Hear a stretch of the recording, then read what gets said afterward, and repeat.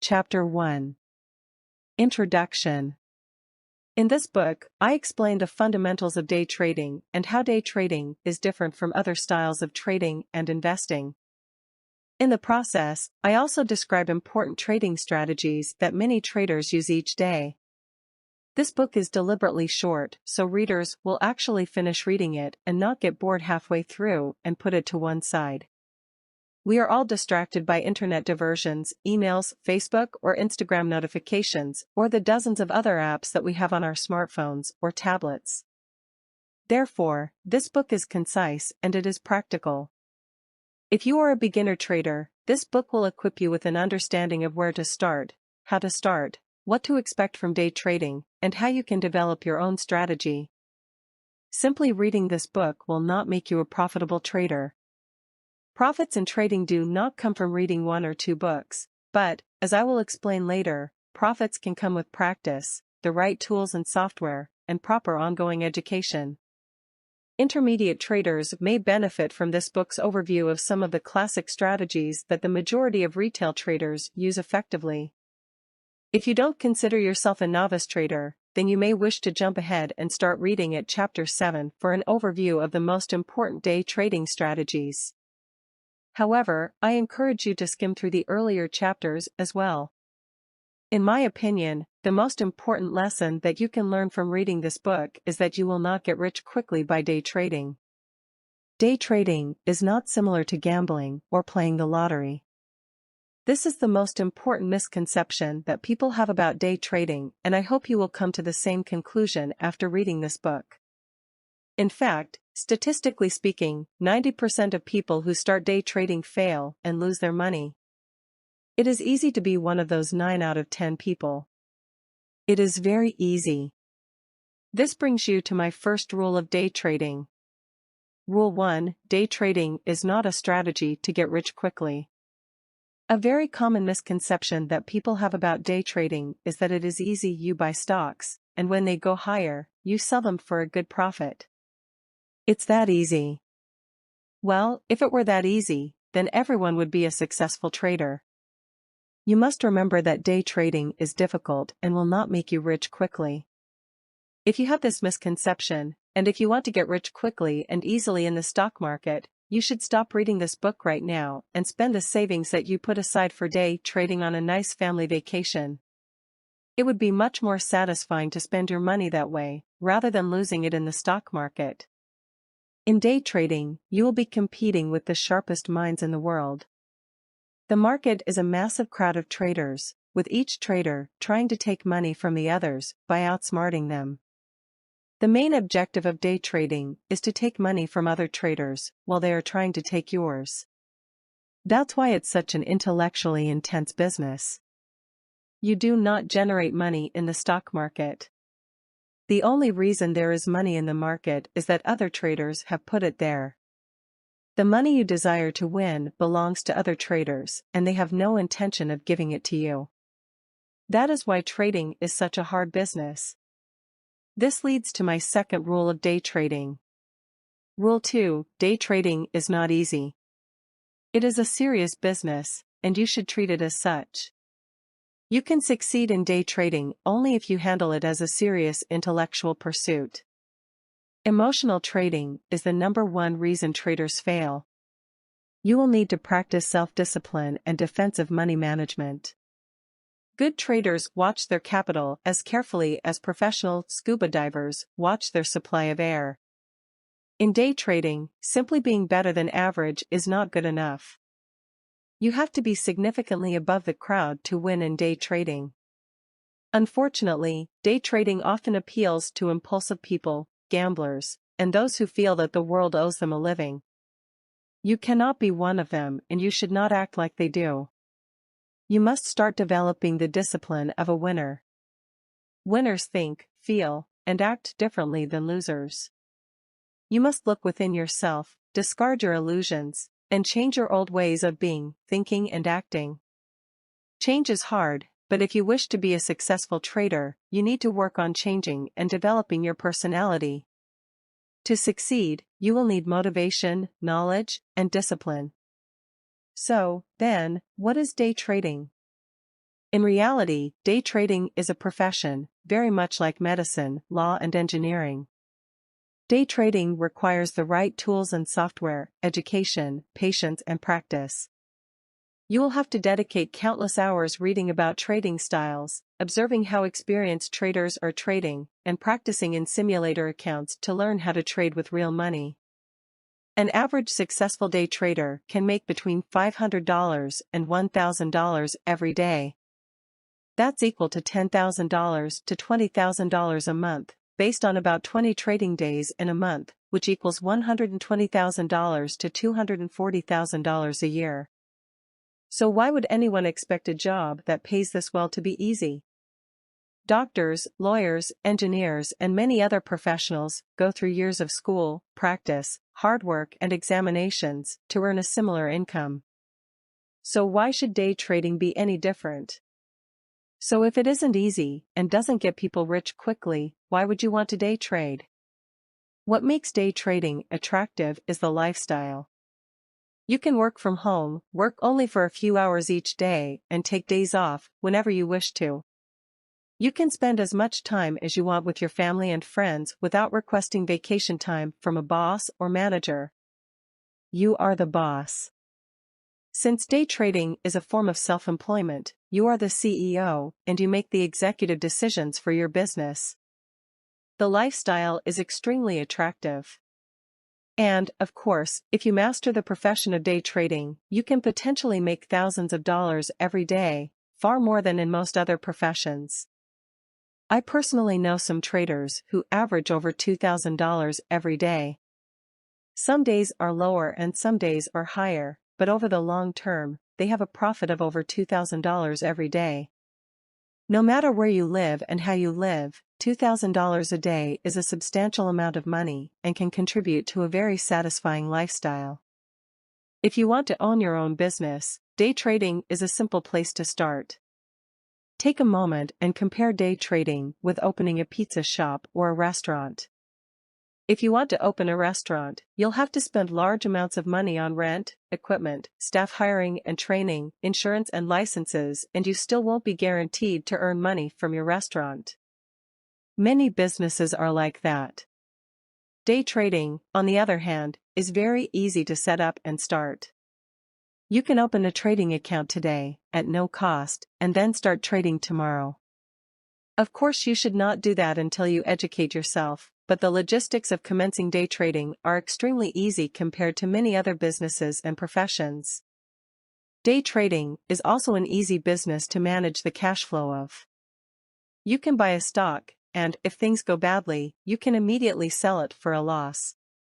Compare that to people who have import-export businesses and are importing goods from other countries. There are plenty of things that can go wrong when purchasing shipments of goods to sell in your own country: problems with vendors, shipping, customs, distribution, marketing, quality and customer satisfaction, plus, your money is locked in for the entire process. Unless everything goes well, you can't do anything about it. At times, you cannot even accept a small loss and easily step away from your business. With day trading, if things go wrong, you can come out of the trade in a few seconds with an action as quick and simple as a click, and, of course, a small loss. It is easy to start over in day trading, and that is a highly desirable aspect of any business. Closing a day trading business is also easy. If you think day trading is not for you, or if you don't make money from it, you can immediately stop trading, close your accounts and withdraw your money. Aside from the time and money that you have already spent, there are no other costs or penalties. Closing other professional offices or businesses are not nearly as straightforward. You cannot as easily close your store, office or restaurant, or lay off your staff or walk away from your lease or equipment. Why then do most people fail in day trading? I will explain specific reasons behind this important question later in this book, but, overall, in my opinion, the most common reason that people fail in day trading is that they do not regard it as a serious business. They instead treat it as a form of gambling that will quickly and easily make them rich. Some people start to day trade as a hobby or for fun because they believe it is cool. They trade for the thrill of short-term gambling in the markets. They play around a little bit in the market but never commit themselves to acquiring a proper education or an in-depth awareness of day trading. They may get lucky a few times and make some money, but eventually the market will punish them. This is actually my own story.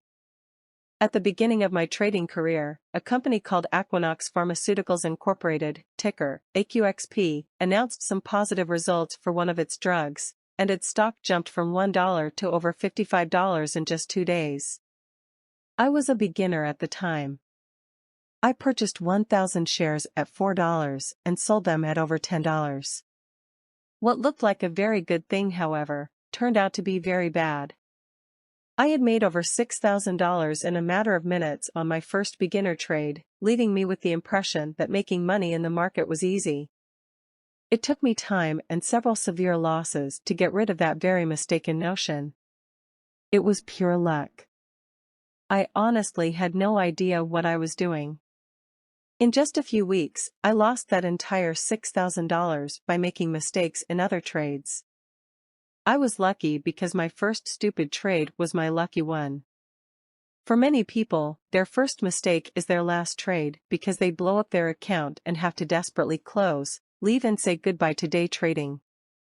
New day traders should never lose sight of the fact that they are competing with professional traders on Wall Street and other experienced traders around the world who are very serious, highly equipped with advanced education and tools, and most importantly, committed to making money. Never forget Rule 2, day trading is a business, and it's an intensely serious one. You have to wake up early in the morning, do your preparations every day on the stocks that you plan to trade, and be thoroughly prepared before the market opens. Imagine for a moment that you have opened a restaurant. Can you afford not to be ready for your customers when you open your doors? You can't close the restaurant at lunchtime because you aren't feeling well, or you're not in the mood, or you didn't have time to order enough groceries for the kitchen staff to prepare meals with. You must always be ready. The day trading business is no different. Day trading requires proper tools, software, and education.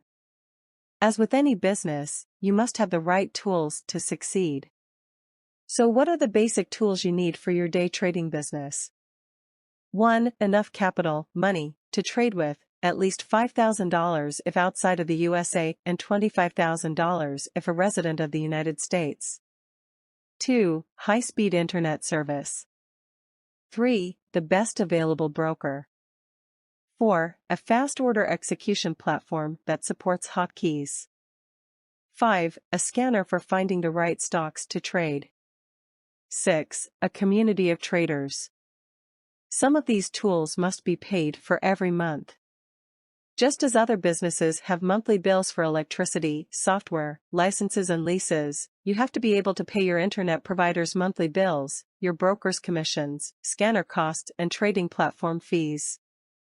If you are part of a paid chat room or community, you can add the cost of that membership to this list too. Chapter 2. How day trading works. In this chapter 1 we'll review many of the basics of day trading and hopefully answer your questions about what day trading is and how it works.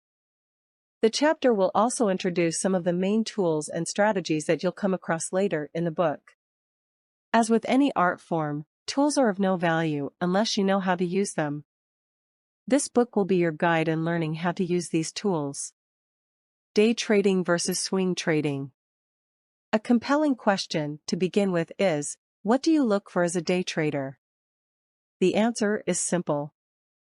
First, you're looking for stocks that are moving in a relatively predictable manner. Secondly, you are going to trade them in one day. You will not keep any position overnight. If you buy stock in Apple Incorporated, ticker AAPL, today, for instance, you will not hold your position overnight and sell it tomorrow. If you hold on to any stock overnight, it is no longer day trading, it's called swing trading. Swing trading is a form of trading in which you hold stocks over a period of time, generally from one day to a few weeks. It is a completely different style of trading, and you shouldn't use the strategies and tools that you use for day trading to do swing trading. Do you remember Rule 2, where I mentioned that day trading is a business? Swing trading is also a business, but a completely different kind of business. The differences between swing trading and day trading are similar to the differences in owning a restaurant and a food delivery company.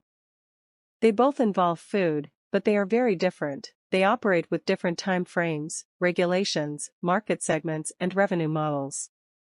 You should not confuse day trading with other styles of trading just because the trading involves stocks. Day traders always close their positions before the market closes. Many traders, including myself, do both day trading and swing trading.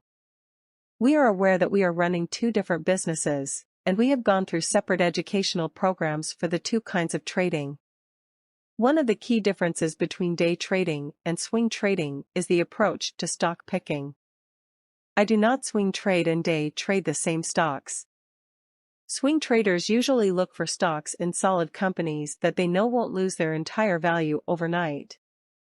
For day trading, however, you can trade anything, including companies that will soon go bankrupt, because you don't care what happens after the market closes. In fact, many of the companies that you day trade are too risky to hold overnight because they might lose much of their value in that short of a period of time. You have now reached Rule 3 of day trading. Rule 3: Day traders do not hold positions overnight. If necessary, you must sell with a loss to make sure you do not hold on to any stock overnight. Buying long, selling short. Day traders buy stocks in the hope that their price will go higher. This is called buying long, or simply long. When you hear me or a fellow trader saying, "I am long 100 shares AAPL," it means that we have bought 100 shares of Apple Incorporated and would like to sell them higher for a profit. Going long is good when the market is going higher. But what if prices are dropping? In that case, you can sell short and still make a profit. Day traders can borrow shares from their broker and sell them, hoping that the price will go lower and that they can then buy those shares back at a lower price and make a profit. This is called short selling, or simply short. When people say, "I am short Apple," it means they have sold short stocks of Apple and they hope that prices will drop. When the price is going lower, you owe 100 shares to your broker. It probably shows as minus 100 shares in your account, which means you must return 100 shares of Apple to your broker. Your broker doesn't want your money, they want their shares back. So, if the price has gone lower, you can buy them cheaper than you bought them earlier and make a profit. Imagine that you borrow 100 shares of Apple from your broker and sell them at $100 per share. Apple's price then drops to $90, so you buy back those 100 shares at $90 and return them to your broker. You have made $10 per share, or $1,000. What if the price of Apple goes up to $110? In that case, you still have to buy 100 shares to return to your broker because you owe them shares and not money. Therefore, you have to buy 100 shares at $110 in order to return 100 shares to your broker. In that case, you will have lost $1,000. Short sellers profit when the price of the stock they borrowed and sold drops. Short selling is important because stock prices usually drop much more quickly than they go up. Fear is a more powerful feeling than greed. Therefore, short sellers, if they trade right, can make astonishing profits while other traders panic and start to sell off. However, like anything in the market that has great potential, short selling has its risks too. When buying stocks of a company for $5, the worst-case scenario is that the company goes bankrupt and you lose your $5. There is a limit to your loss. But if you short sell that company at $5 and then the price, instead of going down, starts going higher and higher, then there won't be any limit to your loss. The price may go to $10, $20, or $100, and still there will be no limit to your loss. Your broker wants those shares back. Not only can you lose all of the money in your account, but your broker can also sue you for more money if you do not have sufficient funds to cover your shorts. Short selling is a legal activity for several good reasons. First, it provides the markets with more information. Short sellers often complete extensive and legitimate due diligence to discover facts and flaws that support their suspicion that the target company is overvalued. If there were no short sellers, the price of stocks could unreasonably increase higher and higher. Short sellers are balancing the market and adjusting prices to their reasonable value. Their actions are conducive to the health of the market. If the price is going to go lower, you may correctly ask, why does your broker allow you to short sell instead of selling stock themselves before the price drops? The answer is that the broker would like to hold their position for the long term. Short selling provides investors who own the stock, with long positions, with the ability to generate extra income by lending their shares to the shorts. Long-term investors who make their shares available for short selling are not afraid of short-term ups and downs. They have invested in the company for a good reason, and they have no interest in selling their shares in a short period of time. They therefore prefer to lend their shares to traders who wish to make a profit from short-term fluctuations of the market. In exchange for lending their shares, they will charge interest. Therefore, by short selling, you will need to pay some interest to your broker as the cost of borrowing those shares. If you short sell only during the same day, you usually will not need to pay any interest. Swing traders who sell short usually have to pay daily interest on their short stocks. Short selling is generally a dangerous practice in day trading. Some traders are long biased. They only buy stocks in the hope of selling them higher. I don't have any bias. I will short sell when I think the setup is ready, and I will buy whenever it fits my strategy. Having said that, I am more careful when I short stocks. Some strategies that I explain in Chapter 7 work only for long positions, bull flag and bottom reversal. Some strategies work only for short selling, top reversal, and others will work in both long and short positions, depending on the setup. I explain these positions in detail in Chapter 7. Retail versus institutional. Individual traders, like you and I, are called retail traders. We can be part-time traders, or full-time traders, but we're not working for a firm and we're not managing other people's money. We retail traders are a small percentage of the volume in the market. On the other hand, there are Wall Street investment banks, mutual funds and hedge funds, the so-called institutional traders, and most of their trading is based on sophisticated computer algorithms and high-frequency trading. Rarely is any human involved in the day trading operations of these large accounts. Through whatever means, institutional traders have considerable money behind them and they can be very aggressive. You may correctly ask, how can an individual trader, like you and me, coming later to the game, compete against institutional traders and win? The Achilles heel of most institutional traders is that they must trade, while individual traders are free to trade or to stay out of the market as they deem best. Banks must be active in the market and trade large volumes of shares at almost any price. An individual trader is free to wait for the best opportunities to arise. Unfortunately, however, the majority of retail traders fritter away this fantastic advantage by overtrading. An individual who wants to succeed against the giants must develop patience and eliminate greed. The ultimate problem of losers is not their account size, but their lack of self-discipline, overtrading, and their bad money management. I always use the analogy of retail day trading and guerrilla warfare. Guerrilla warfare is an irregular approach to warfare in which a small group of combatants, such as paramilitary personnel or armed civilians, use hit-and-run military tactics, such as ambushes, sabotage, raids and petty warfare, to maneuver around a larger and less mobile traditional military force. The United States military is considered to be one of the most formidable fighting forces in the world. However, they suffered significantly as a result of jungle warfare tactics used against them in North Vietnam. Earlier examples include the European resistance movements, which fought against Nazi Germany during World War II. In guerrilla trading, as the term suggests, you are in hiding, waiting for an opportunity to move in and out of the financial jungle in a short period of time to generate quick profits while keeping your risk to a minimum. You don't want to defeat or outsmart investment banks. You are simply waiting for an opportunity to reach your daily profit target. As a retail day trader, you profit from volatility in the market. If the markets are flat, you are not going to make any money. Only high-frequency traders make money under these circumstances. Therefore, you need to find stocks that will make quick moves to the upside or to the downside in a relatively predictable manner. Institutional traders, on the other hand, are trading with very high frequency and will profit from very small movements of price, or as it is sometimes called, from a choppy price action. It is extremely important to stay away from stocks that are being heavily traded by institutional traders. As an individual retail day trader, you must stick to retail trading territory. You will not trade stocks that other retail traders are not trading or not seeing. The strength of retail day trading strategies is that other retail traders are also using them.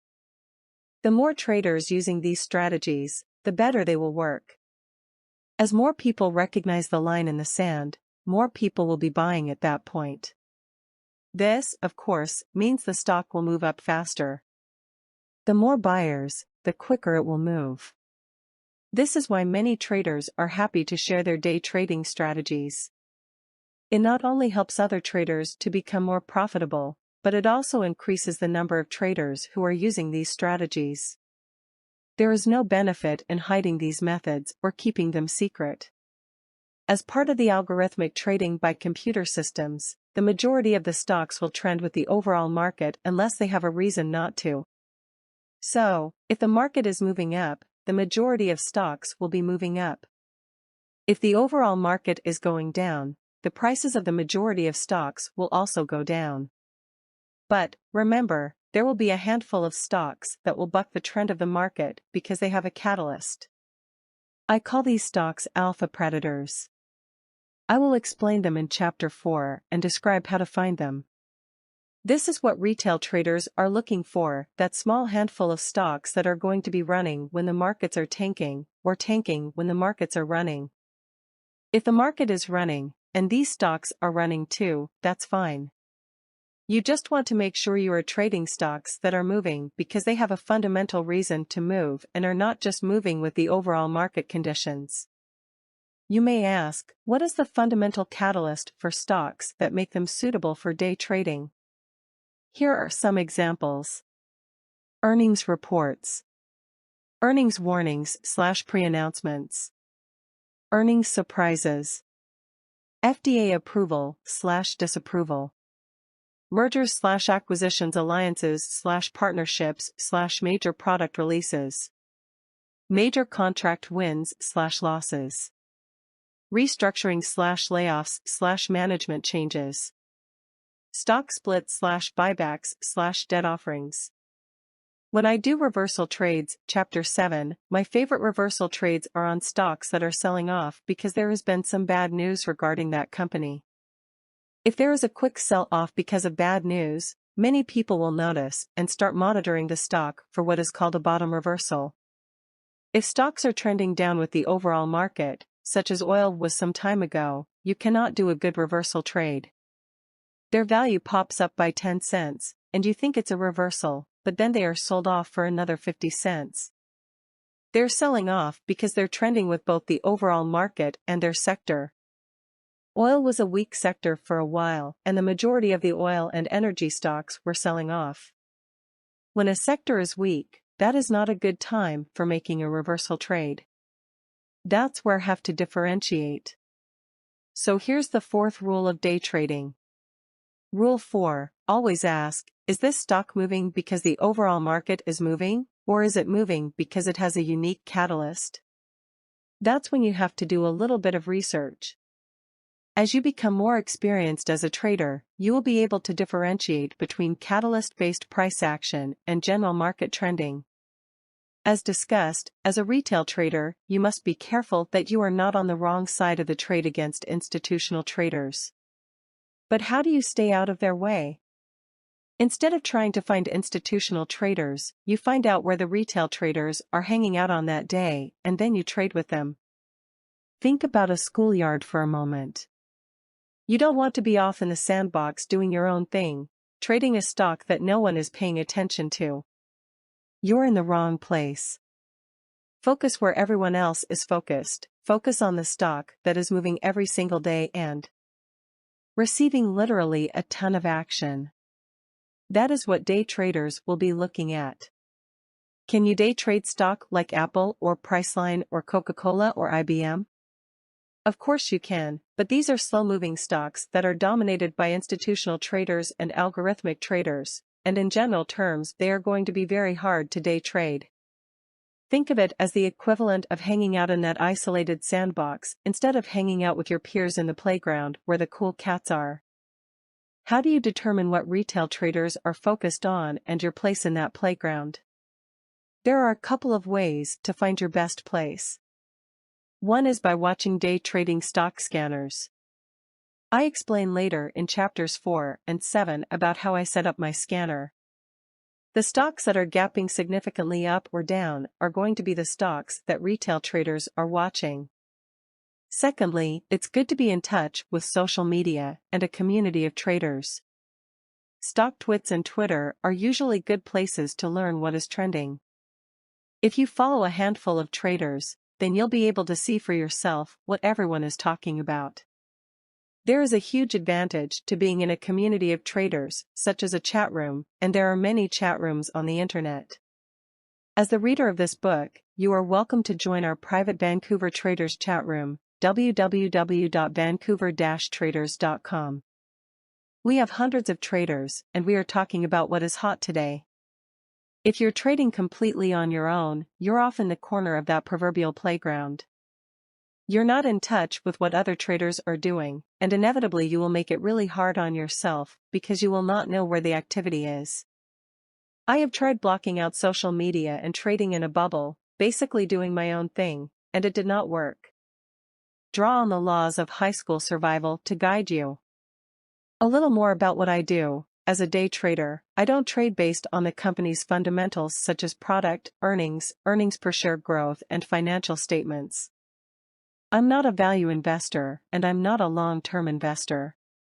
I don't trade futures either, but I do use futures to gain an understanding of the overall market direction in the near-term future. I am also a swing trader. In swing trading, I personally do care very much about the fundamentals of the companies I choose to trade, their earnings, dividends, earnings per share, and many other criteria. But swing trading is not the focus of this book, so I won't pursue that topic for now. I'm also a forex, foreign exchange market, trader, and sometimes I trade commodities and currencies. But in the mornings, I am mostly an equities day trader, and I focus on the real stocks. The majority of day traders don't trade penny stocks or on the over-the-counter (OTC) market. Penny stocks are extremely manipulated and they do not follow any of the rules of the standard strategies. We at www.vancouver-traders.com trade real stocks. Sometimes we may be trading Facebook, ticker, FB, and sometimes we may be trading Apple, AAPL, but we will always be trading the stocks that are having a big day. You may be surprised, but on almost every single day in the market, there's a stock having a big day because the company has released earnings, had a news break, or had something bad or good happen to it. These are the fundamental catalysts that you must look for. What does my day look like as a day trader? You will read about it in detail in Chapter 8, but a day in my life typically starts at around 6 a.m., 9 a.m. New York time, with pre-market scanning. I'm scanning to see where there is volume in the market. As early as 5:30 a.m., you'll know what stocks are gapping up or gapping down. Then I start scouring through the news for catalysts that explain the gap. I start to put together a watch list. I rule some out and then I pick and choose which ones I do and don't like. By 9:15 a.m., New York time, I am in my chat room, going over my watch list with all of our traders. By 9:30 a.m., when the bell rings, my plans are ready. From when the market opens at 9:30 a.m. until around 11:30 a.m. New York time is when the market will have the most trading volume and also the most volatility. This is the best time to trade and to especially focus on momentum trading, which will be explained later. The advantage of having all of that volume is that it provides liquidity. This means there are plenty of buyers and plenty of sellers, which in turn means that you can easily get in and out of trades. Around midday, you can have good trading patterns, but you won't have the volume. This means a lack of liquidity, which makes it harder to get in and out of stocks. This is especially important to consider if you want to take large shares. My focus has always been on trading at the market's opening, which is 9:30 a.m. in New York, Eastern Time. I personally trade only within the first 1 or 2 hours of the market's opening. If you join the private chat room that I mentioned above, you will see that I rarely make any trades after 10:30 a.m. On a good day, I have reached my goal by 7:30 a.m. Vancouver time, 10:30 a.m. New York time, and I'm easing up. Often by lunchtime I'm already hit my goal and I'm going to be sitting on my hands unless there is that perfect setup. From 4 p.m. until 6 p.m. I am in trading courses and we're reviewing our trades from the day. Why is the market at low volume during the midday and afternoon? Imagine you made $1,000 by 10 a.m. What are you going to do? Are you going to walk away with that profit or will you keep trading until you lose that money? Hopefully you will walk away. Many people are finished for the day at some point in the morning, and then they are going to go golfing or spend the rest of the day at their leisure. But, if they have lost $1,000 by 10 a.m., those traders are going to keep fighting it out to stay in the market. They're going to keep trading, trying to make back what they lost. That means that midday trading is dominated by traders who have lost in the morning and are aggressively trying to regain their losses. That causes a lot of volatility, and not in a good way. That causes stocks to shoot up and down because people are going in and out with market orders. It's this time of day that I consider to be dominated by more amateur traders and trading. Extrapolating from this, I go really easy at midday. I avoid pre-market trading because there's a very low liquidity as there are very few traders trading. That means stocks can pop up $1, then drop $1, and you can't get in and out with large shares. You have to go really small, and you have to use such small positions that, for me at least, it's just not worth it. If you don't mind trading in only a couple of hundred shares, then you can certainly trade pre-market. I live in Vancouver, Canada, so in my time zone the market opens at 6:30 a.m. Pacific time. This means that my days start really early. The great advantage for me is that I can be finished trading before most of the people in my city are even out of bed. I can then spend the rest of my day skiing, climbing, with family and friends, or focusing on other work and the other businesses that I have. I try to hit my daily goal by 7:30 a.m. my time, which is 10:30 a.m. Eastern Time, and then ease up. You know how easy it is to lose money. Once you have some money in your pocket, you should hold on to it. Chapter 3. Risk and Account Management. To be a successful day trader, you need to master 3 essential components of trading: sound psychology, a series of logical trading strategies, and an effective risk management plan. These are like the 3 legs of a stool. Remove one, and the stool will fall. It is a typical beginner's mistake to focus exclusively on indicators and trading strategies. A good trading strategy delivers positive expectancy. It generates greater profits than losses over a period of time. All of the strategies outlined in Chapter 7 have been demonstrated, if executed properly, to show positive expectancy. But, keep in mind, even the most carefully executed strategy does not guarantee success in every trade. No strategy can assure you of never having a losing trade or even suffering a series of losing trades. This is why risk control must be an essential part of every trading strategy. The inability to manage losses is the #1 reason that new traders fail in day trading. It's a common human inclination to accept profits quickly and also to want to wait until losing trades return to even. By the time some new traders learn to manage their risk, their accounts are badly if not irreparably, damaged. To be a successful trader, you must learn risk management rules and then firmly implement them. You must have a line in the sand that tells you when to get out of the trade. It's going to be necessary from time to time to admit defeat and say, I was wrong, or the setup isn't ready yet, or I'm getting out of the way. I'm generally a successful trader, but I still lose frequently. That means I must have found a way to be a really good loser. Lose gracefully. Take the losses and walk away. I can't emphasize enough how important it is to be a good loser. You have to be able to accept a loss. It's an integral part of day trading. In all of the strategies that I explain in Chapter 7, I will let you know what is my entry point, my exit target, as well as my stop loss. You must follow the rules and plans of your strategy, and this is one of the challenges you will face when you are in a bad trade. You may very likely find yourself justifying staying in a bad trade by saying, well, it's Apple, and they make really great smartphones. They're definitely not going out of business. I'll just hold this a little longer. You do not want to do that. You must follow the rules of your strategy. You can always get back in, but it's hard to recover from a big loss.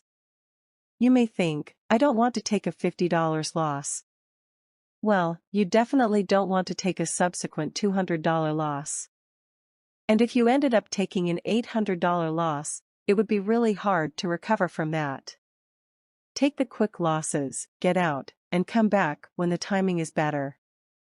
Every time you trade, you're exposing yourself to the risk of losing money. How do you minimize that risk? You need to find a good setup and manage the risk with proper share size and stop loss. Here is my next rule. Rule 5, success in day trading comes from risk management, finding low-risk entries with a high potential reward. The minimum win-lose ratio for me is 2-to-1. A good setup is an opportunity for you to get into a trade with as little risk as possible. That means you might be risking $100, but you have the potential to make $300. You would call that a 3-to-1 profit-to-loss ratio. On the other hand, if you get into a setup where you're risking $100 to make $10, you have a less than 1 risk-reward ratio, and that's going to be a trade that you should not take. Good traders will not take trades with profit-to-loss ratios of less than 2-to-1. It means if you buy $1,000 worth of stock and are risking $100 on it, you must sell it for at least $1,200 so you will make at least $200. Of course, if the price comes down to $900, you must accept the loss and exit the trade with only $900, $100 loss.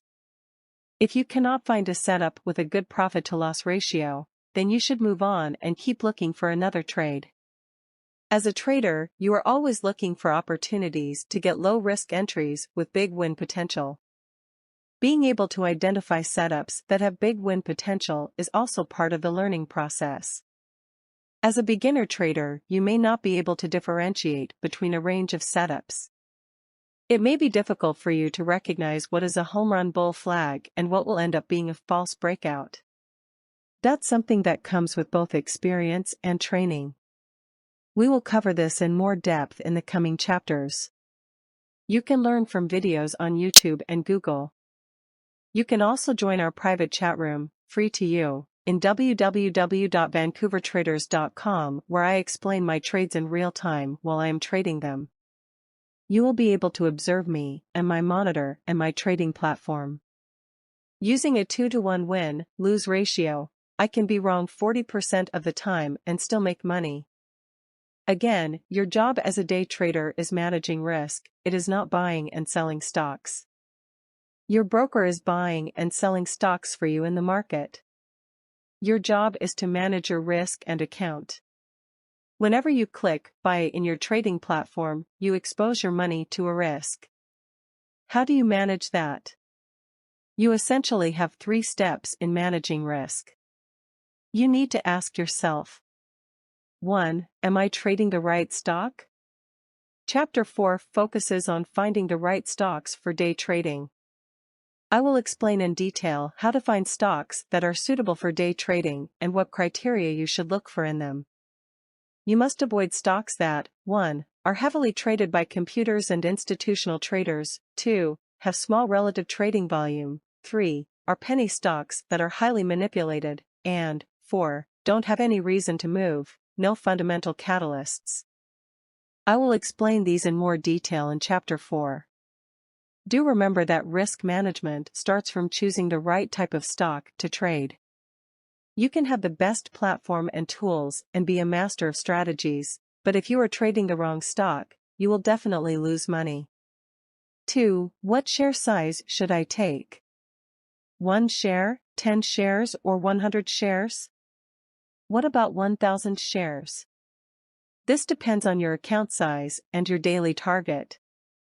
If you are targeting $1,000 a day, then 10 or 20 shares might not be enough.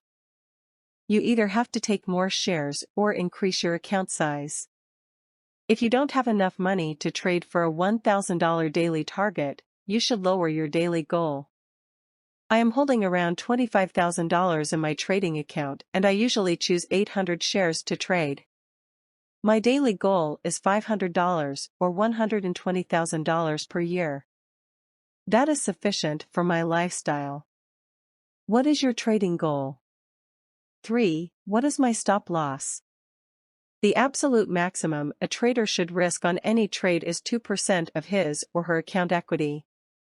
For example, if you have a $30,000 account, you should not risk more than $600 per trade, and if you have a $10,000 account, you should not risk more than $200. If your account is small, limit yourself to trading fewer shares. If you see an attractive trade, but a logical stop would have to be placed where more than 2% of your money would be at risk, then pass on that trade and look for another one. You can risk less, but you should never risk more. You must avoid risking more than 2% on a trade. 3-step risk management. Step 1. Determine your maximum dollar risk for the trade you're planning, never more than 2% of your account. Calculate this before your trading day starts. Step 2. Estimate your maximum risk per share, the strategy stop loss, in dollars, from your entry. This comes from the strategy set out in Chapter 7, where I explain in each strategy what the stop loss should be. Step 3. Divide 1 by 2 to find the absolute maximum number of shares you are allowed to trade each time. For example, if you have a $40,000 account, the 2% rule will limit your risk on any trade to $800. Let's assume you want to be conservative and risk only 1% of that account, or $400. That will be step 1. Suppose you look at the stock of BlackBerry, ticker, BBRY, for ABCD Pattern Strategy, Chapter 7. You buy the stock at $16 and want to sell it at $19, with a stop loss at $14.50. You'll be risking $1.50 per share. That will be the step 2 of risk control. For step 3, calculate your share size by dividing step 1 by step 2 to find the maximum size you may trade. In this example, you will be allowed to buy only 266 shares, or rounded to 250 shares. With the strategies introduced in Chapter 7, I explain where my stop loss would be based on technical analysis and my trade plan. I cannot consider maximum loss for your account because I, of course, don't know your account size. You need to make that judgment for yourself. For example, when your stop would be above of a moving average, you need to calculate and see if that stop would be bigger than your maximum account size or not. If break of moving average will yield a $600 loss, and you have set a $400 maximum loss per trade, then you should either take fewer shares in that trade or not take that trade at all and wait for another opportunity. You may correctly argue that it will be difficult to calculate share size or stop loss based on a maximum loss on your account while you are waiting to jump into a trade. You will need to make a decision fast or else you will lose the opportunity. I understand that calculating your stop loss and maximum loss in your account size in a live trade is difficult. Remember Rule 1? Day trading is not supposed to be easy. Trading needs practice, and I strongly recommend that new traders paper trade under supervision for at least 3 months in a live simulated account. It sounds crazy at the beginning, but you will quickly learn how to manage your account and your risk per trade. You will be amazed at how rapidly the human brain can do calculations on what share size to take and where to set the stop loss. Trading psychology and risk management. A burning question when you begin your trading career is, why do most traders fail? Day trading requires you to make quick decisions and at the same time to be very disciplined. When you hear breaking news that an activist investor has just taken a stake in Amazon.com Inc., your initial reaction might be to load the boat. I can hear the logic that compels you. Let's buy 5,000 shares in Amazon. Let's put on a big order. But you need to be able to make a quick decision on whether you should buy or sell short that stock, and you need to make that call with discipline. My trading strategies slowly improved with time, but the breakthrough came when I realized that the key to winning was controlling myself and practicing self-discipline. It is hard enough to know what the market will do, but if you don't know what you will do, the game is lost. New trading strategies, tips from me or from this book, or even the most sophisticated software imaginable, will not help traders who cannot handle themselves. You must ask yourself questions. Does this fit into my trading strategy? What strategy will this fit into? If this trade goes the wrong way, where is my stop? How much money am I risking in the trade, and what is the reward potential? This is what many traders find difficult. All of these decisions, the very process of making sure these decisions fit into your risk tolerance and your strategy parameters, are a tough multitasking call. Not only is it multitasking, but it is multitasking while under stress. I understand that stress. There have been times when I've been in the trade, had $15,000 in shares, and all I needed to do was sell. But as I was looking at my keyboard, I couldn't even figure out which keys to punch. This sort of paralysis is not unusual when you're overwhelmed. Whenever that happens, you need to realize that you have pushed yourself a little too far out of your comfort zone. It happens to every single one of us. Expect it to. Once you have some experience under your belt, it's good to work on the edge of your comfort zone so you're always pushing your boundaries.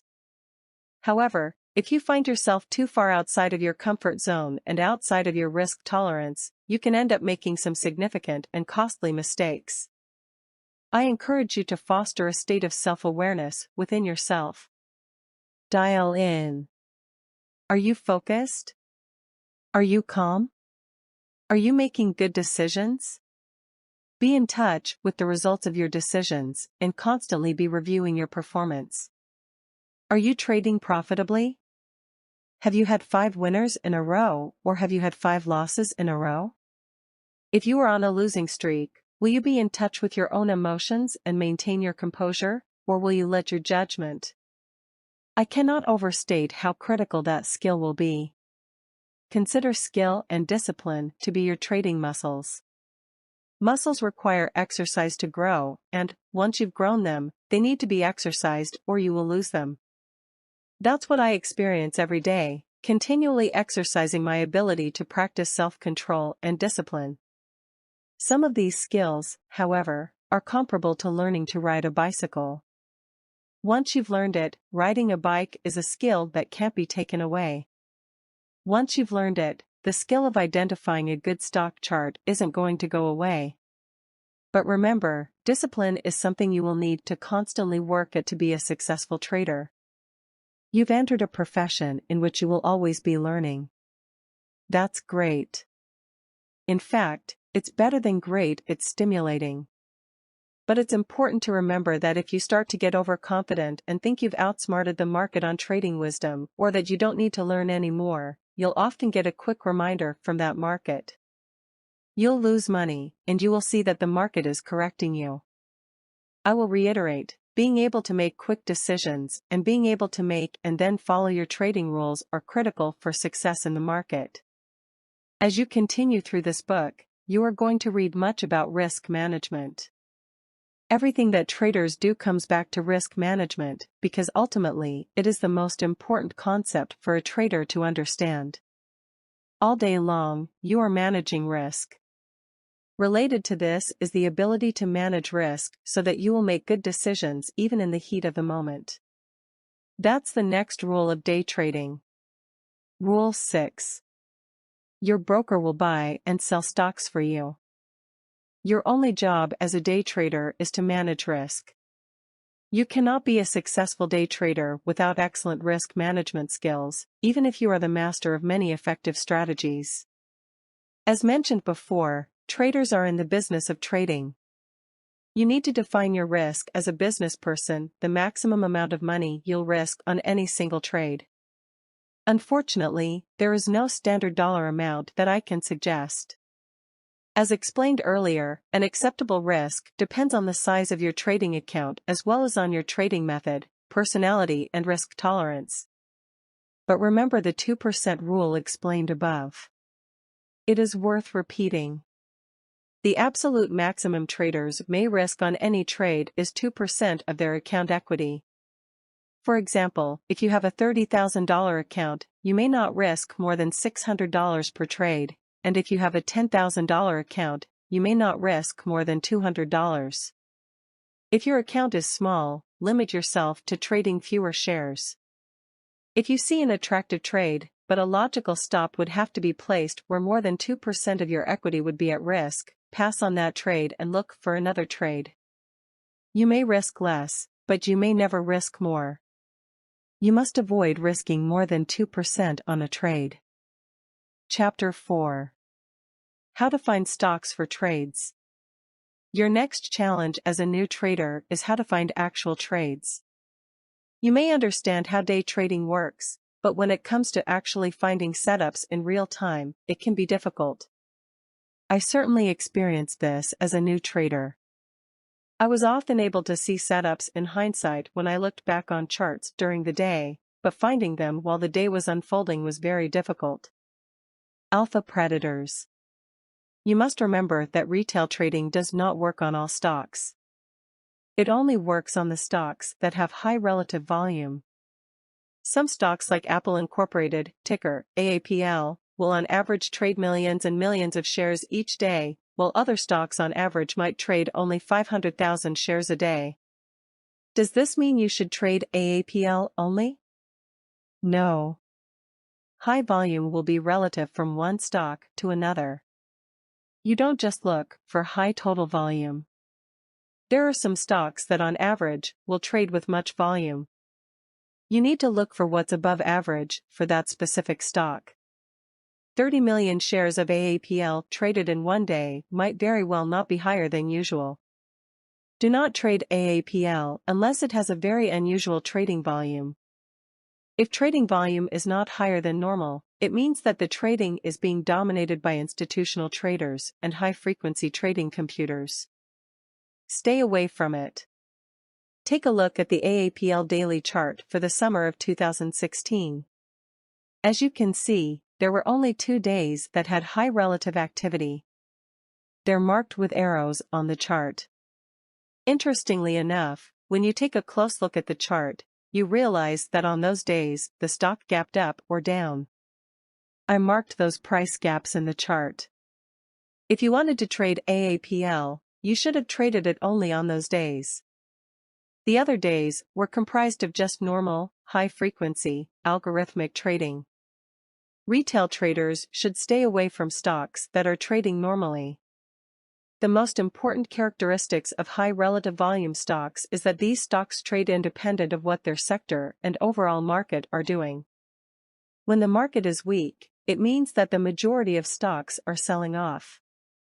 It does not matter if it is Apple, Facebook, Amazon or Exxon. When the market is strong, the prices of the majority of stocks will be going higher. Similarly, when you hear someone say the market is bear or collapsing, they don't mean a specific stock. They mean that the whole stock market is losing its value, all stocks together. The same is true for specific sectors. For example, when the pharmaceutical sector is weak, it means all of the pharmaceutical companies are losing their values together. How do you recognize behavior of market? Index funds such as the Dow Jones Industrial Average, DJIA, or the S&P 500, SPY, are usually good indicators of what the overall market is doing. If the Dow Jones or the SPY are red, it means that the overall market is weak. If the Dow Jones or SPY are strong, then the overall market will be going higher. The behavior of stocks that have high relative volume is independent of the overall market. Every day, only a handful of stocks are being traded independently of their sector and the overall market. Day traders trade only those stocks. I call those stocks alpha predators. In the animal kingdom, an alpha predator is a predator at the top of a food chain upon which no other creatures prey. In day trading, alpha predator stocks are the ones that are independent of both the overall market and their sector. The market cannot control them. Therefore, the next rule is about alpha predators. Rule 7. Retail traders trade only alpha predators, high relative volume stocks that have fundamental catalysts and are being traded regardless of the overall market. What makes a stock an alpha predator? Usually, it is the release of fundamental news about the stock either the day before or during the same trading day. Important news or events for companies can have huge effects on their value in the market and therefore act as fundamental catalysts for their price action. As mentioned in Chapter 2, some examples of the fundamental catalysts for stocks that make them suitable for day trading include earnings reports, earnings warnings/pre-announcements, earnings surprises, FDA approval/disapproval, mergers/acquisitions, alliances/partnerships/major product releases, major contract wins/losses, restructuring/layoffs/management changes, stock splits/buybacks/debt offerings. In Chapter 7, I explain specific day trading strategies such as momentum, reversal, VWAP strategy, and moving average. For the moment, your main question is, how do I find the stock for each strategy? I categorize stocks for retail trading into 3 classes. Based on my experiences, this categorization provides some clarity on how to find stocks and on how to adopt a strategy for them. You will find other categories elsewhere, and some of my fellow day traders will disagree with my categorization, saying, with some justification, that it is very simplified. Before explaining the 3 categories, let me explain the definition of float and market capitalization or market cap. Float means the number of shares available for trading. Apple Incorporated, for example, as of July 2016, had 5.3 billion shares in the market that are available for buying and selling. Apple is considered a mega-cap stock. These stocks usually don't move much during the day because they require significant volume and money to be traded, so Apple shares might on average change by only $1 or $2 each day. They are not very volatile and therefore day traders don't like trading them. Day traders look for volatility. On the other hand, there are some stocks that have very low float. For example, Seska Therapeutics Incorporated, ticker, COOL, has only a 1.2 million share float. This means that the supply of shares of COOL stock is low, and therefore a large demand can very quickly move the price of the stock. Low float stocks can be volatile and move very fast. Most of the low float stocks are under $10 because they are early stage companies which for the most part are not profitable. They hope to grow, and by growing further, they issue more shares and raise more money from the public market and slowly become mega-cap stocks. These low-float stocks are called small-cap or micro-cap stocks. Day traders love low-float stocks. Now let's return to the 3 categories I had just mentioned. The first category consists of low-float stocks that are priced under $10. These stocks are extremely volatile, moving 10%, 20%, 100% or even 1000% a day. Yes, there have been these kinds of moves. You must be careful with this category. Just as you can turn your $1,000 into $10,000 in a single trade, your $1,000 can easily turn into $10. Low float stocks under $10 are often highly manipulated and difficult to trade, and therefore only very experienced and highly equipped retail traders should trade these stocks. I personally rarely trade in them. If someone claims to have turned $1,000 into $10,000 in a month, and if it's true, they must have traded this type of low float stock. No beginner or even intermediate trader can trade with such accuracy and efficiency. If novice traders tried trading low float stocks that are under $10, they would more likely turn their $1,000 into nothing in a matter of days. When it comes to low float stocks, the bull flag momentum strategy, which I detail in Chapter 7, works best. The other strategies in this book are not suitable for low float sub-$10 stocks. You generally cannot sell short low float stocks that cost less than $10. For short selling, you need to borrow shares from your broker, and it's rare that a broker will lend you such volatile stocks. Even if your broker is willing to lend them to you, I strongly advise that you do not attempt to short sell them. They can easily surge and you will end up wiping out your account. You definitely can become a full-time profitable day trader without short selling risky stocks, so leave that to the Wall Street professionals. The second category is medium float stocks in the range of $10 to $100. These stocks have medium floats of around 5 million to 500 million shares. Most of my strategies explained in this book work well on these stocks, especially the VWAP and support or resistance strategies. Medium float stocks that are more expensive than $100 are not popular among retail day traders, and I myself avoid them. You usually cannot buy many shares of them because of their high price. Therefore, it is basically useless to day trade them. Leave them for the institutional traders. The third category of stocks for trading is mega-cap stocks like Apple, Alibaba, Yahoo, Microsoft and Home Depot. These are well-established companies that usually have over $500 million in shares outstanding available for trading. These stocks are traded in millions of shares every day. As you may guess, these stocks move only when large institutional traders, investment banks, and hedge funds are buying or selling large positions.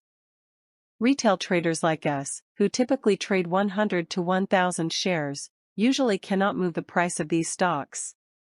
Retail traders should avoid these stocks unless there is a good fundamental catalyst for them.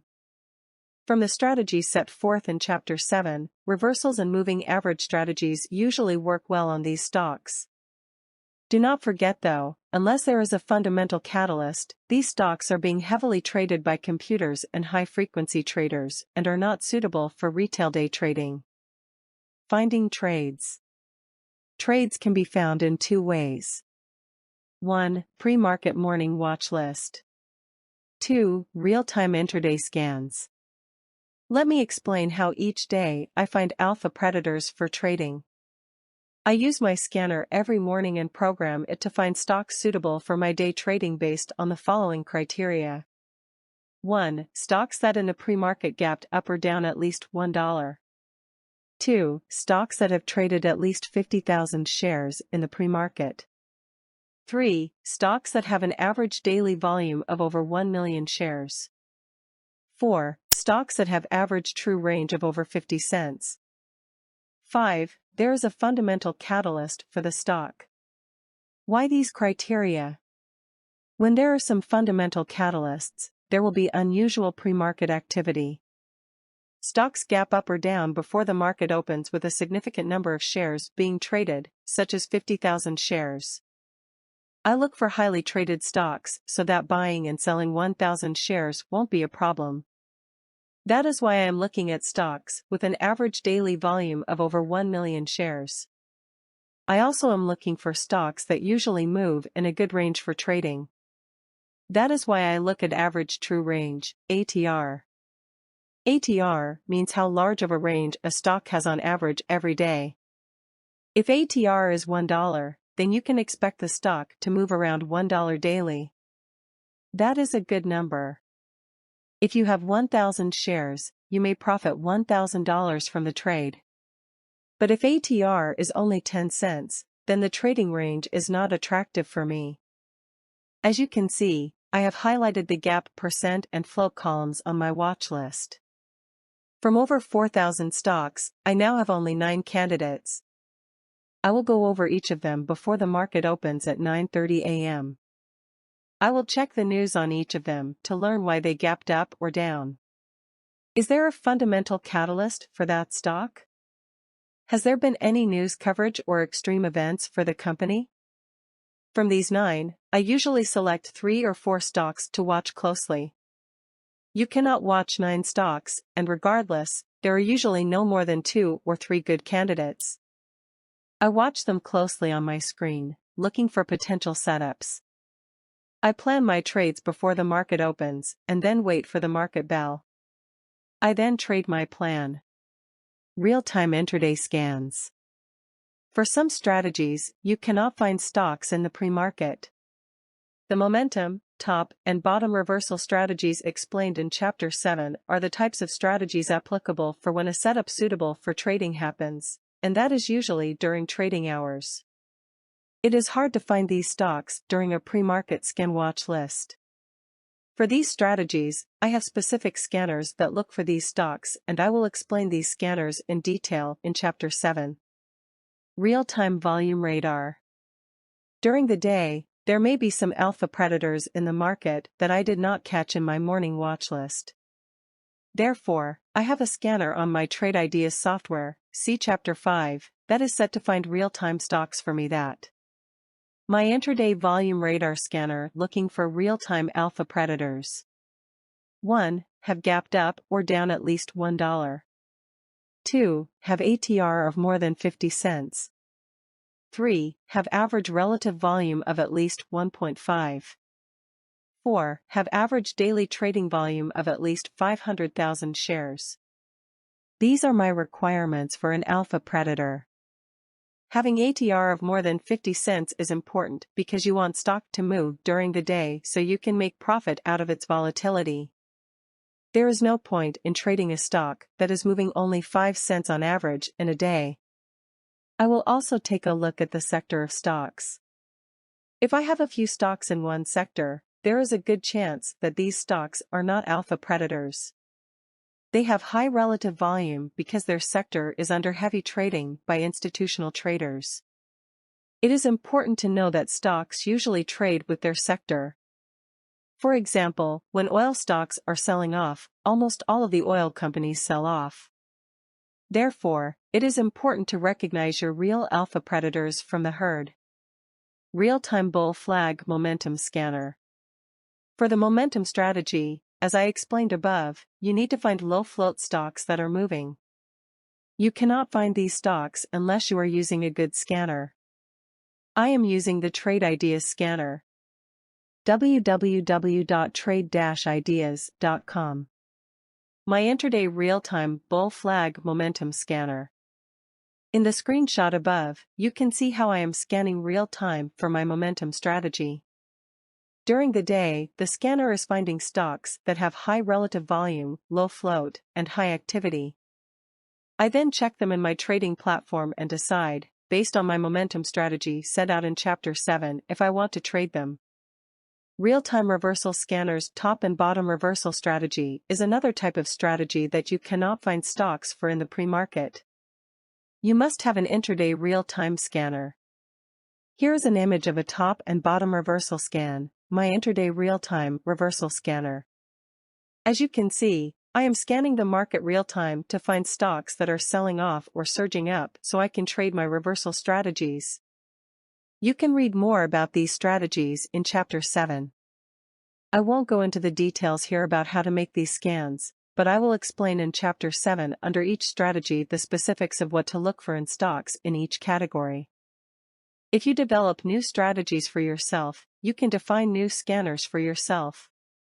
These scanners are highly adjustable and you can change the parameters as you like. These are the parameters that work for me, but as you gain experience and learn more about other strategies and your trading style, you may very well decide to define new scanners for yourself. Many new traders don't initially need a scanner. If you join a community of day traders such as www.vancouver-traders.com, you will be able to see my scanner in real time. These scanners are costly, around $100 per month, so at the beginning of your career transition to day trading, you will probably want to keep your expenses down as much as possible. Planning the trade based on scanners. Once I find my daily alpha predators, the stocks that are independent of the overall market, I start to look for the individual setups in them. I constantly monitor their charts and try to plan a trade based on the strategies detailed in Chapter 7.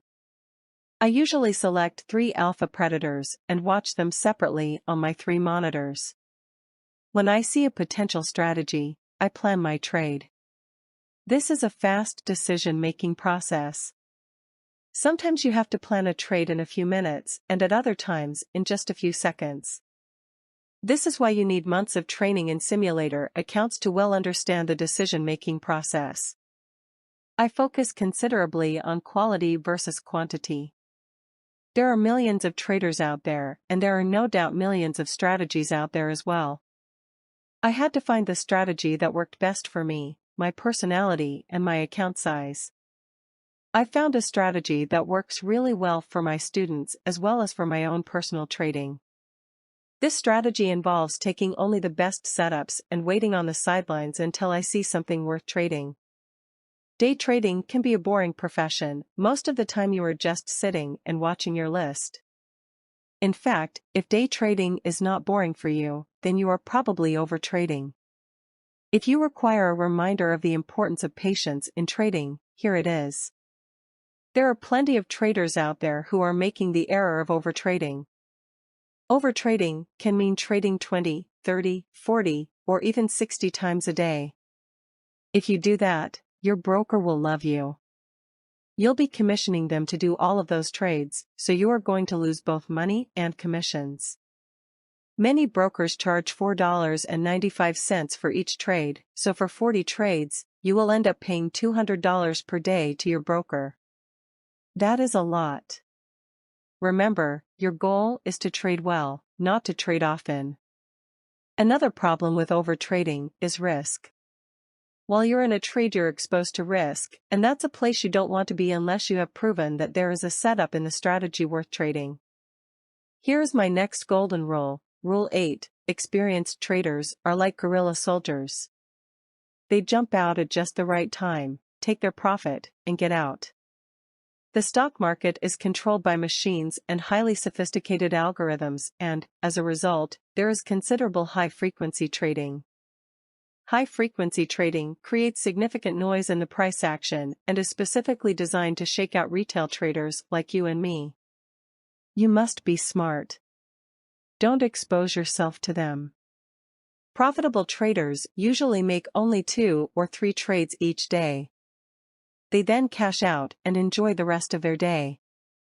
Chapter 5. My tools and platforms. Like starting any other business and profession, to start day trading, you require a few important tools. You need a broker and an order execution platform. These are tools you will definitely need for yourself. As explained in Chapter 4, you will also need a stock scanner to find your watch list and look for potential real-time setups. You may not need a scanner though if you are part of a trading community. People who are part of our community in www.vancouver-traders.com can see my screen in real time and use my scanners. What broker to use? For day trading, you need an awesome broker. You don't need a good broker, you need an awesome broker. Your broker is your vehicle to trade. If you have a bad broker, you lose money, even if you are trading properly and accurately, because a broker eventually has to fill your order on time and at a good price. There are many brokers out there with various software and price structures. Many of them are great but expensive, some are terrible but cheap, and many of them are either terrible or expensive or both. For the sake of keeping this book short, I will not start reviewing all of them, but I do have additional information on my website about brokers and which ones to choose. If you visit my website, you will have access to that information. I will share here though what broker I am using and why. For several good reasons, I am currently using Interactive Brokers or IB, www.interactivebrokers.com. First, I live in Vancouver, Canada, and IB allows me to have my tax-free and registered retirement accounts for day trading. Many brokers do not allow you to have tax-free or retirement accounts for day trading. Second, IB is an inexpensive broker. It charges you less than $1 per trade. Another reason I am with IB is because IB does not require people in Canada to have a minimum of $25,000 for day trading. If you are in the USA, you will probably need a minimum of $25,000 for day trading. You can read further about the pattern day trade regulation online. Do remember that brokers will give you 3 to 6 times leverage.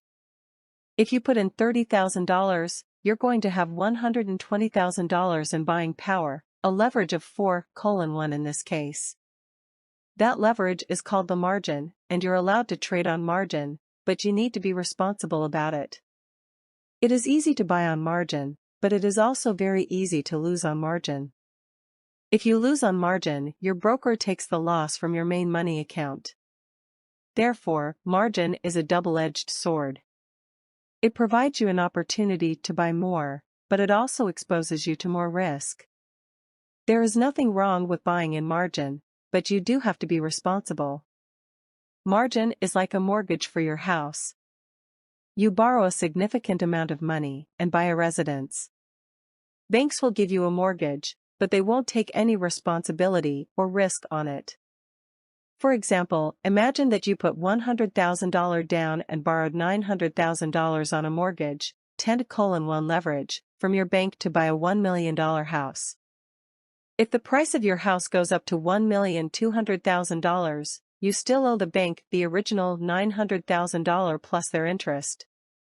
So the extra $200,000 is your own profit that actually came from margin leverage. You couldn't have bought that house without mortgage leveraging. Now imagine that the price of the house drops to $900,000. You still owe the bank $900,000 plus their interest, so the drop has hit your main $100,000, and you have lost all of your original down payment of $100,000. That is the other side of leveraging. Therefore, you need to be responsible about when and how much you use your account margin. When a broker sees that you are using leverage and losing money, they might issue a margin call to you. A margin call is a serious warning, and day traders must avoid getting them. It means that your loss is now equal to the original money you had in your account. You must add more money, or else your broker will freeze your account. If you need to know more about margin, leverage, or margin calls, check the broker's website, do some research on the internet, or ask me or other traders in our private chat room at www.vancouver-traders.com. Trading platform and market data. Fast trade execution is the key for day trader success. You need to be able to move in and out of trades quickly. If your broker doesn't use a software or platform that has hotkeys, you're not going to get in and out of trades fast enough. I can't tell you how many times I've been up $1,000 because all of a sudden the stock spikes. When stock spikes, you want to be able to put money in your pocket and profit from it quickly. You definitely don't want to be fumbling with your orders. You need quick executions, which is why I highly recommend a good broker and a fast order execution platform. I use DAS Trader, www.dastrader.com, as my trading platform. DAS systems provide one of the most efficient execution solutions for online brokers, institutional trading desks, and traders worldwide that demand smarter execution services.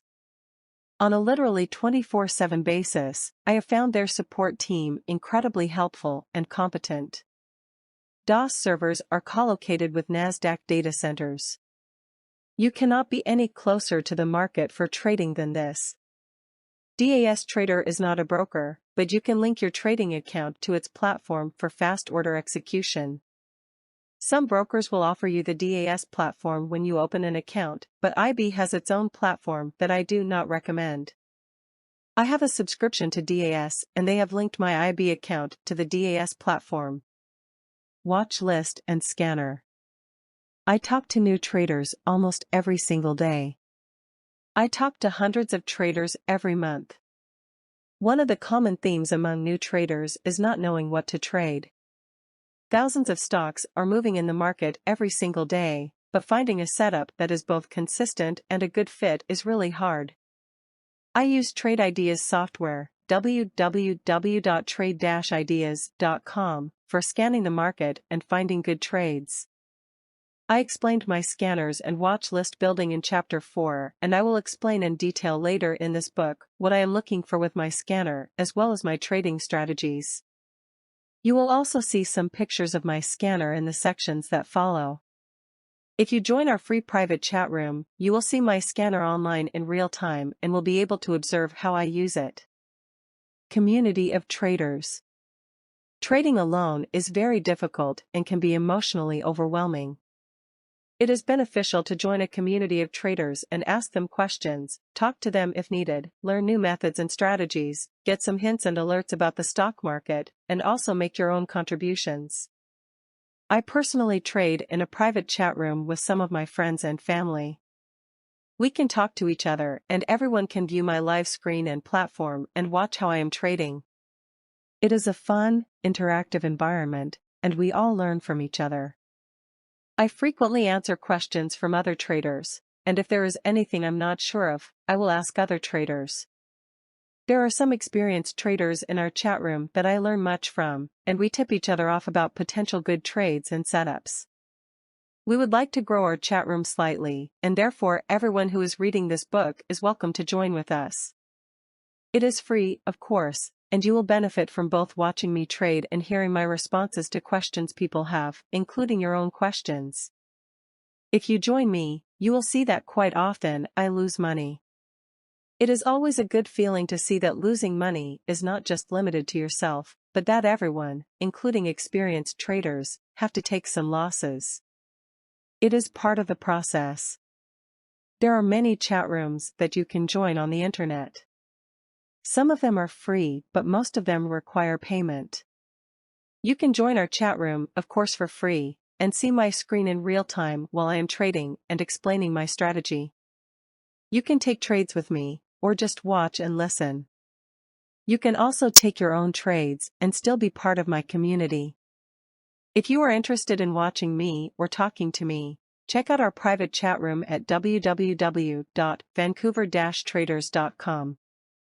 It is extremely important to remember, however, that if you are in any community of traders, either our chat room or the dozens of others that are out there, you should not follow the pack. You need to be an independent thinker. Generally, people change when they join crowds. They become more unquestioning and impulsive, nervously searching for a leader whose trades they can mirror. They react with the crowd instead of using their minds. Chatroom members may catch a few trends together, but they get killed when trends reverse. Never forget that successful traders are independent thinkers. Simply use your judgment to decide when to trade and when to not. Chapter 6. Introduction to Candlesticks. To understand my strategies in the next section, we need to quickly review price action and the fundamentals of candlestick charts. The Japanese began using technical analysis and some early versions of candlesticks to trade rice in the 17th century. Much of the credit for candlestick development and charting goes to a legendary rice trader named Homa from the town of Sakata, Japan. While these early versions of technical analysis and candlestick charts were different from today's version, many of the guiding principles are very similar. Candlestick charting, as we know it today, first appeared sometime after 1850. It is likely that Homa's original ideas were modified and refined over many years of trading, eventually resulting in the system of candlestick charting that we now use.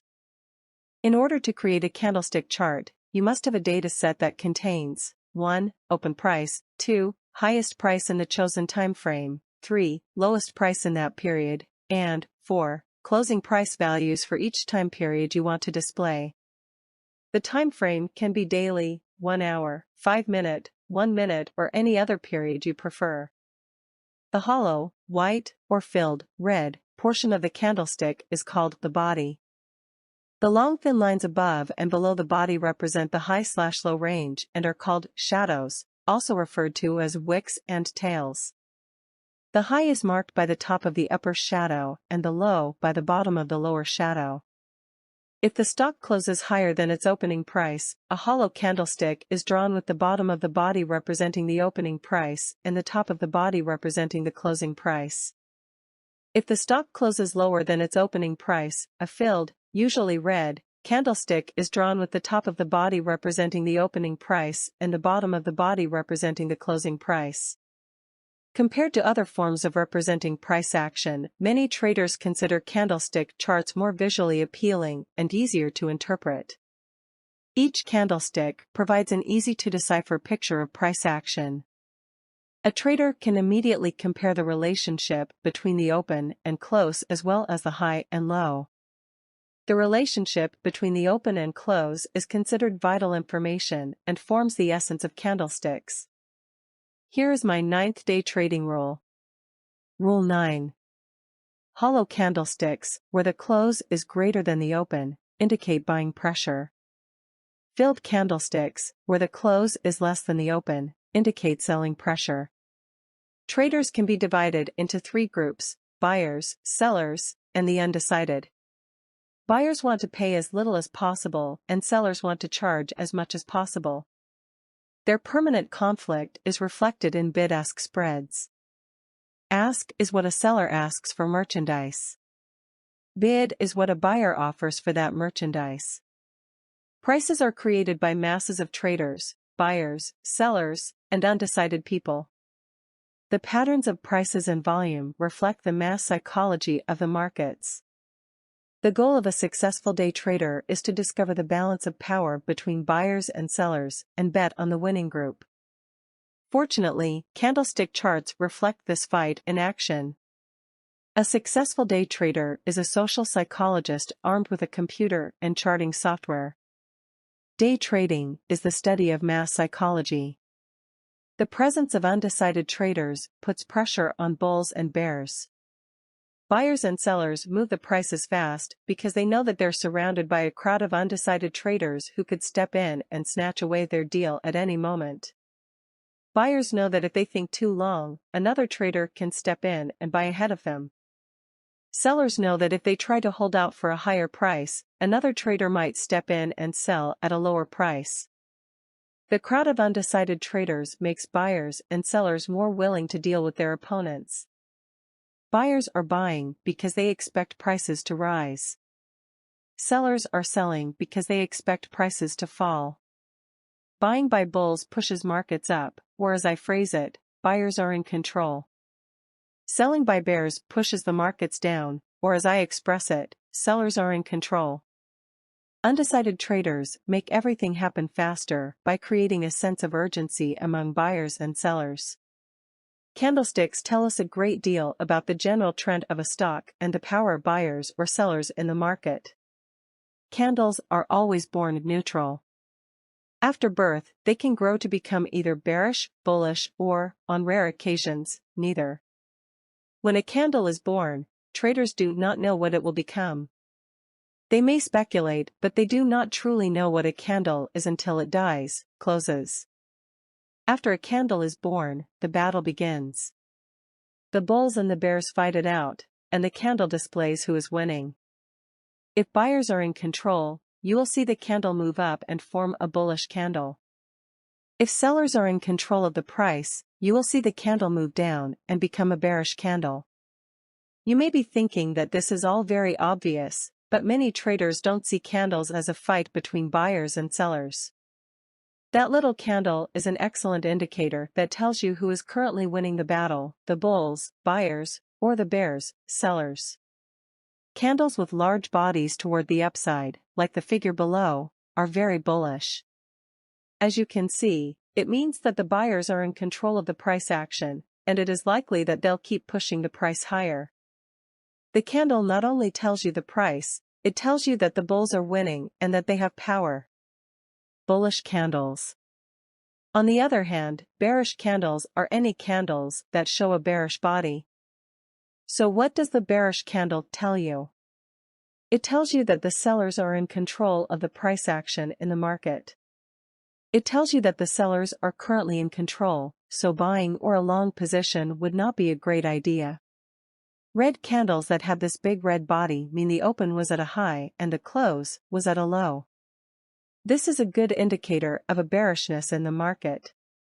Just by learning to read candlesticks, you will begin to generate an opinion on the general attitude for a stock. This is called price action.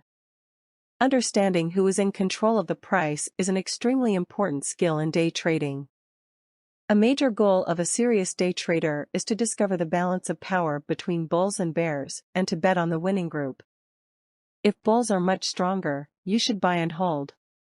If bears are much stronger, you should sell and sell short. If both camps are about equal in strength, wise traders stand aside. They let the bulls and the bears fight with each other and enter trades only when they are reasonably certain which side is likely to win.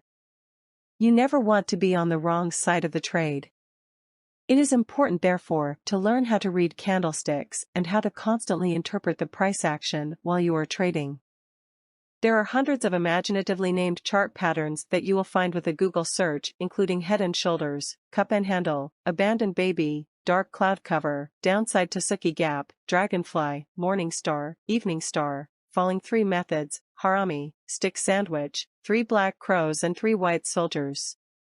Believe me, I did not make any of these names up.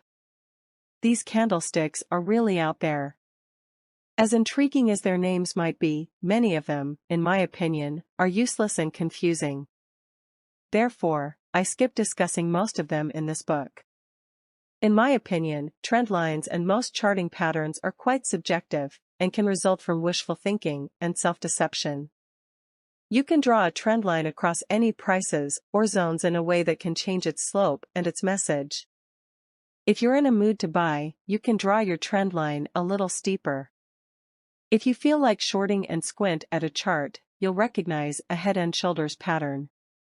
None of those patterns are objective, and I am skeptical of claims regarding even classical formations, such as cup and handle and head and shoulders.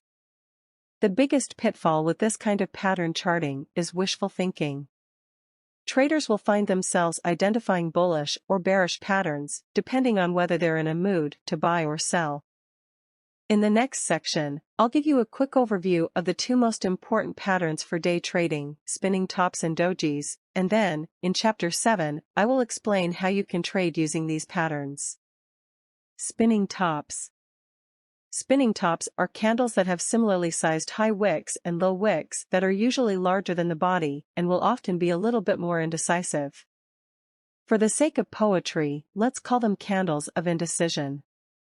In these candlesticks, the powers of the buyers and the sellers are almost equal. Although no one is in control of the price, the fight continues on. Usually the volume is lower in these candlesticks as traders are waiting to see who wins the fight between the sellers and the buyers. Trends in price can change immediately after indecision candles, and they therefore are important to recognize in the price action. Dojis, simple, shooting star, and hammer. Dojis are another important candlestick pattern and come in different shapes and forms, but are all characterized by having either no body or a very small body. A doji is also an indecision candlestick that is similar to a spinning top. When you see a doji on your chart, it means there is a strong fight occurring between the bears and the bulls. Nobody has won the fight yet. At times dojis have unequal top and bottom wicks. If the top wick is longer, it means that the buyers tried unsuccessfully to push the price higher. These types of dojis, such as the shooting star, are still indecision candlesticks, but they may indicate that the buyers are losing power and that the sellers may take over. If the bottom wick is longer, as in hammer dojis, it means that the sellers were unsuccessful in trying to push the price lower. This may indicate an impending takeover of price action by the bulls. All dojis indicate indecision and possible reversals if they form in a trend. If a doji forms in a bullish trend, it suggests that the bulls have become exhausted and the bears are fighting back to take control of the price. Similarly, if a doji forms in a bearish downward trend, it suggests that the bears have become exhausted and the bulls, buyers, are fighting back to take control of the price. Top reversal strategy with an indecision shooting star candlestick formed as sign of entry. After learning these candlesticks, it is important that you not get too excited too quickly. Candles are not perfect. If you take a trade every time you see a doji formed in a trend, you will end up with significant losses. Always remember that these candles only indicate indecision and not a definite reversal. To use indecision candles effectively, you must look for confirmation candles and ideally use them with other forms of analysis such as support or resistance levels, both of which are explained in Chapter 7. Note, the following chapter contains images and diagrams which you have to see to comprehend what will be explained, thus it is recommended to listen whilst looking at the book. Chapter 7. Most important day trading strategies. In this chapter, I will introduce some of my strategies, based on 3 elements. 1. Price action. 2. Technical indicators. And 3. Chart patterns. It is important to learn and practice all 3 elements at the same time. Although some strategies require only technical indicators, such as moving average and VWAP, it's helpful to also have an understanding of price action and chart patterns in order to become a successful day trader. This understanding, especially regarding price action, comes only with practice. As a day trader, you shouldn't care about companies and their earnings. Day traders are not concerned about what companies do or what they make. Your attention should only be on price action, technical indicators and chart patterns. I know more stock symbols than the names of actual companies. I don't mingle fundamental analysis with technical analysis, I focus exclusively on the technical analysis. Now, having said that, as I mentioned in Chapter 4, I do hunt for a fundamental catalyst, a reason why a stock is running up. If I have a stock that's running up 80%, I want to know what the catalyst is, and I don't stop until I find out. So, it's a biopharmaceutical stock and they just got FDA approval, or they just passed through clinical trials. Okay, there's a catalyst, now I can understand what's going on. Beyond that, you won't find me listening in on conference calls or sifting through the earnings papers. I don't care about those aspects, because I'm not a long-term investor, I'm a day trader. We trade very quickly, guerrilla trading. At times we trade in time periods as short as 10 to 30 seconds. In case you're doubting me on this point, I can tell you from experience that in 10 seconds you can make thousands of dollars. I've done that. In 10 seconds, you can also lose thousands of dollars. I've done that too. When the market moves quickly, you need to ensure you're positioned in the right place to take advantage of the profits and reduce your risk exposure. There are millions of traders out there and even millions more of strategies. Every trader needs their own strategy and edge. You need to find your spot in the market where you feel comfortable. I focus on these strategies because these are what work for me. I've come to recognize in my trading career that the best setups are the 7 strategies that I will be explaining in this chapter. These are simple strategies in theory, but they are difficult to master and require plenty of practice. These trading strategies give signals relatively infrequently and allow you to enter the markets during the quiet times, just like the professionals do. Another point to remember is that in the market right now, over 60% of the volume is algorithmic high-frequency trading. That means you are trading against computers. If you've ever played chess against a computer, you know that you're eventually going to lose. You might get lucky once or twice, but play sufficient times and you are guaranteed to be the loser. The same rule applies to algorithmic trading. You're trading stocks against computer systems. On the one hand, that represents a problem. It means that the majority of changes in stocks that you are seeing are simply the result of computers moving shares around. On the other hand, it also means that there's a small handful of stocks each day that are going to be trading on such heavy retail volume, as opposed to institutional algorithmic trading, that you will overpower the algorithmic trading and you and I, the retail traders, will control that stock. Each day, you need to focus on trading those particular stocks. These are what I call in chapter for the alpha predators, stocks that are typically gapping up or down on earnings. You must look for the stocks that have significant retail traders' interest and significant retail volume. These will be the stocks you will buy, and together, we the people, the retail traders, will overpower the computers, just like in a storyline for the next Terminator sequel. I personally use the candlestick charts explained in chapter 6. Each candlestick represents a period of time. As I mentioned before, you can choose daily charts, hourly charts, 5-minute charts, even 1-minute charts. My preference is 5-minute charts, because I believe a 1-minute chart is too noisy, and at times you can be misled by normal price movement in a 1-minute interval. And please, remember, my philosophy of trading is that you must master only a few solid setups to be consistently profitable. In fact, having a simple trading method consisting of a few minimal setups will work to reduce confusion and stress and allow you to concentrate more on the psychological aspect of trading, which is what separates the winners from the losers. Trade management. Before explaining my strategies, it is important to know about my order entry, exit, and trade management. It always intrigues me in the www.vancouver-traders.com chat room when two elite traders select the same stock, one long and the other short. Often, by the end of the day, both are profitable, proving that experience and trade management are more important than the stock and the direction that traders pick. My trade size depends on the price of the stock and on my account and risk management rule, Chapter 3, but 800 shares is my usual size. 1. I buy 800 shares all at once.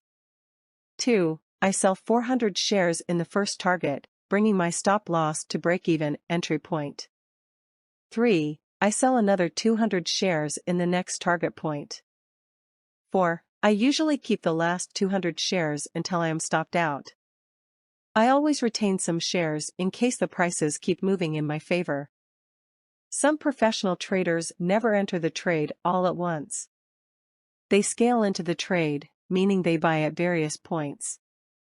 They might start with 100 shares and then add to their position in various steps. For example, for a 1,000 share trade, they enter either 500/500 or 100/200/700 shares.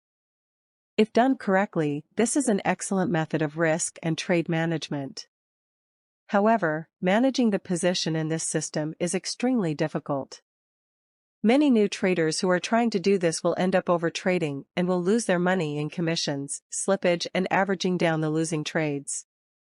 I rarely scale into a trade, but at times I will, especially in very highly volume traded stocks.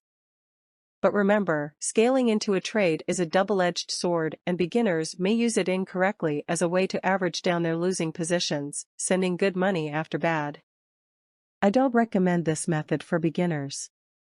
Although they can appear similar, there is a huge difference between scaling into a trade and averaging down a losing position. For beginners, averaging down a losing trade is a recipe for wiping out your account, especially with small accounts that cannot stand several rounds of averaging down. ABCD pattern. The ABCD pattern is the most basic and the easiest pattern to trade, and it is an excellent choice for beginner and intermediate traders. Although it is simple and has been known for a long time, it still works very effectively because many traders are still trading it. As mentioned earlier, it has a self-fulfilling prophecy effect.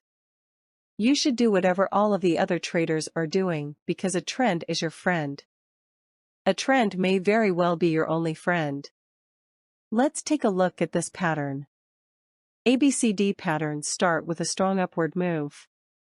Buyers are aggressively buying a stock from point A and making constantly new highs of the day, point B. You want to enter the trade, but you should not chase the trade, because at point B it is very extended and already at a high price. In addition, you cannot say where your stop should be. You must never enter a trade without knowing your stop. At point B, traders who bought the stock earlier start slowly selling it for profit and the prices come down. Still, you should not enter the trade because you don't know where the bottom of this pullback will be. However, if you see that the price does not come down from a certain level, such as point C, it means that the stock has found a potential support. Therefore, you can plan your trade and set up stops and a profit-taking point.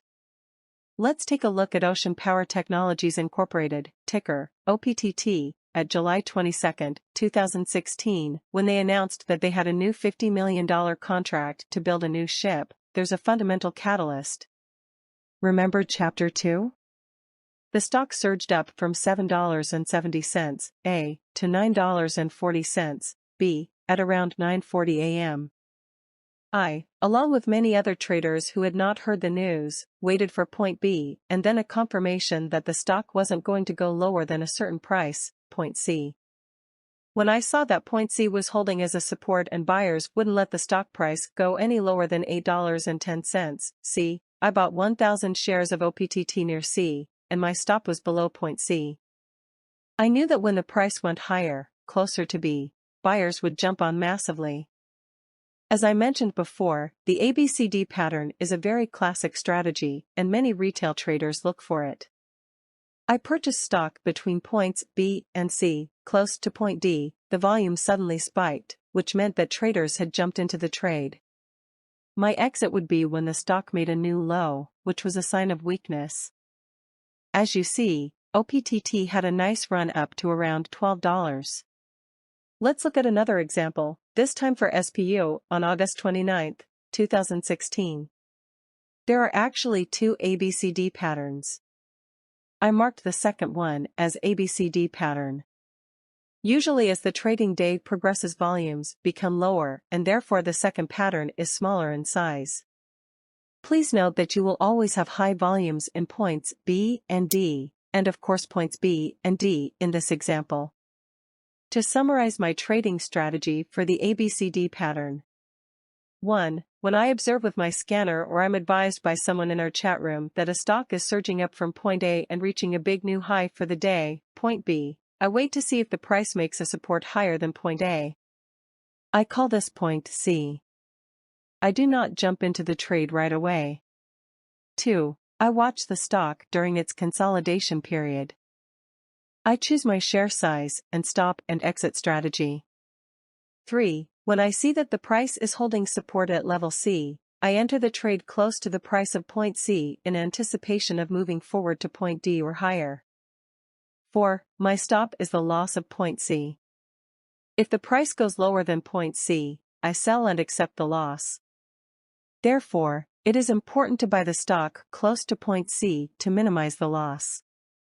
Some traders wait and buy only at point D to make sure that the ABCD pattern is really working. In my opinion, that is reducing your reward and increasing your risk. 5. If the price moves higher, I sell half of my position at point D and bring my stop higher to my entry point, break even. 6. I sell the remaining position as soon as my target hits or I feel that the price is losing steam or that the sellers are acquiring control of the price action. Bull flag momentum. In day trading, bull flag is a momentum-fast execution strategy that usually works great on low-float stocks, Chapter 4. I believe bull flag is a scalping strategy because these flags won't last long and you must scalp the trade, get in quickly, take your profit, and then get out. This pattern is named bull flag because it resembles a flag on a pole. In bull flag, you have several large candles going up, like a pole, and you also have a series of small candles moving sideways, like a flag, or, as we day traders say, consolidating. Consolidation means that the traders who bought stocks at a lower price are now selling and taking their profits. Although that is happening, the price does not decrease sharply because buyers are still entering into trades and the sellers are not yet in control of the price. Many traders will miss purchasing the stock before the bull flag starts. It is risky to buy stock when the price is increasing. That's called chasing the stock. Professional traders aim to enter the trade during quiet times and take their profits during wild times. That, of course, is the total opposite of how amateurs trade. They jump in or out when stocks begin to run, but grow bored and lose interest when the prices are, shall I say, sleepy. Chasing the stocks is an account killer for beginners. You must wait until the stock finds its high point, and then wait for the consolidation.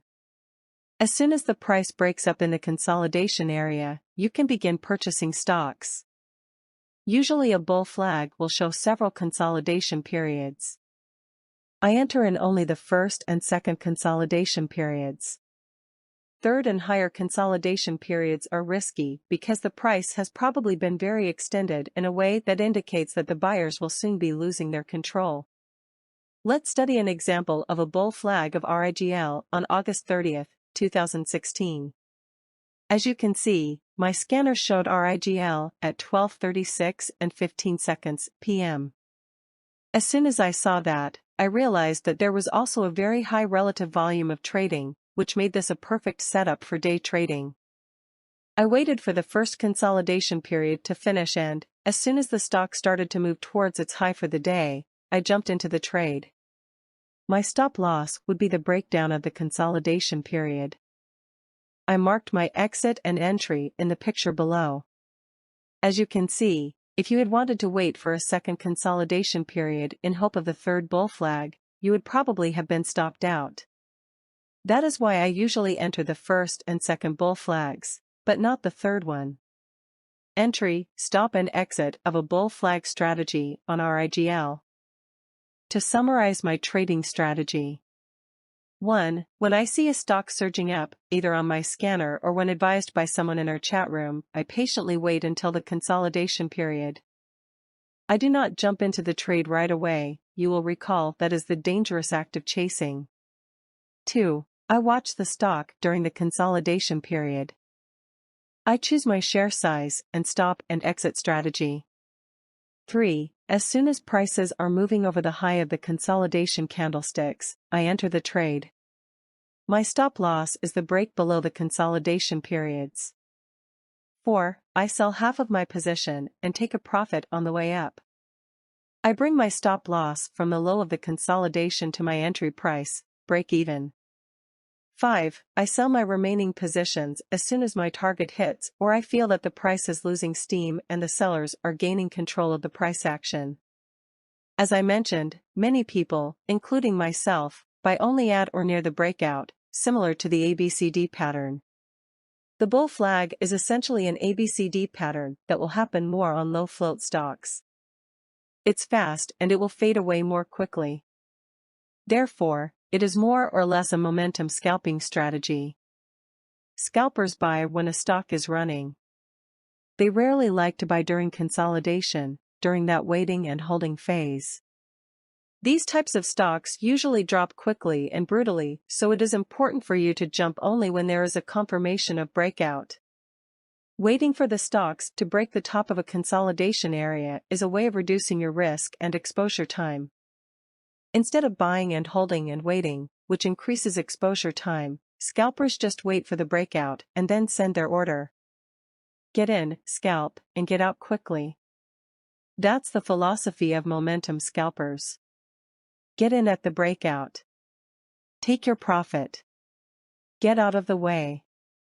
The bull flag pattern is found within an uptrend in a stock. The bull flag is a long-based strategy. You should not short a bull flag. I personally don't trade much momentum. It is a risky strategy, and beginners should be very careful trading these.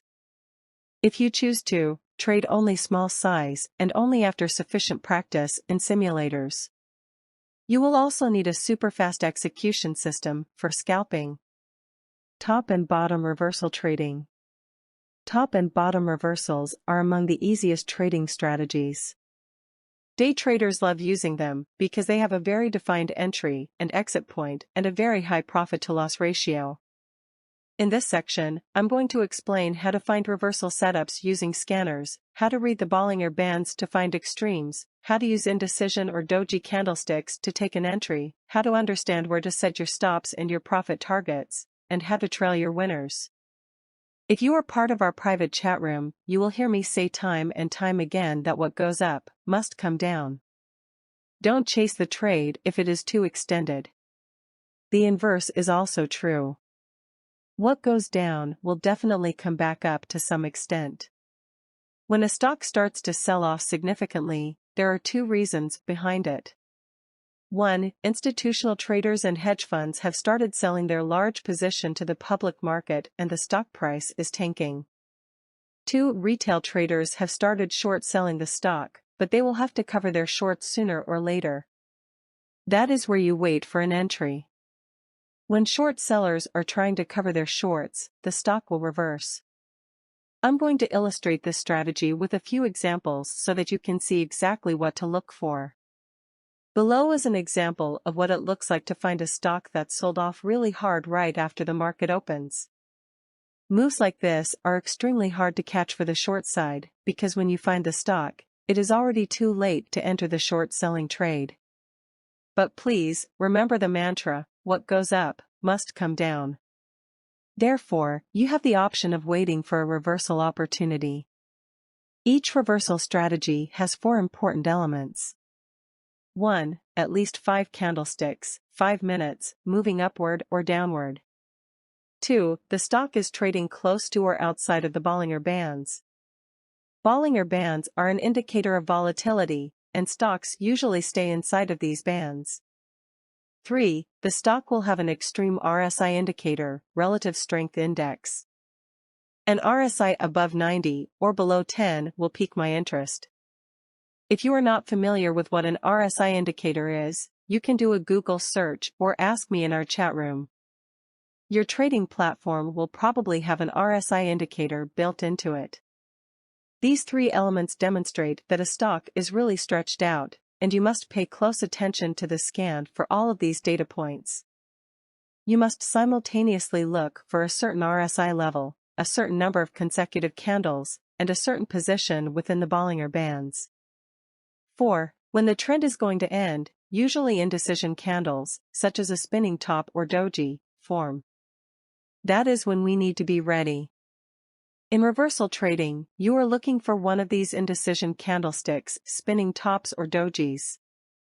They are an indication that the trend may soon change. A doji is a candle that has a wick longer than its body. You can see a picture of a bearish doji below. It has that long upper wick that some would call a top and tail and that others would call a shooting star. This candle tells us 4 things: the open price, the close price, the high of that period and the low of that period. So, when you have a candle with a top tail, you know that at some point during that candle period the price moved up, was unable to hold at that level, and was then sold off.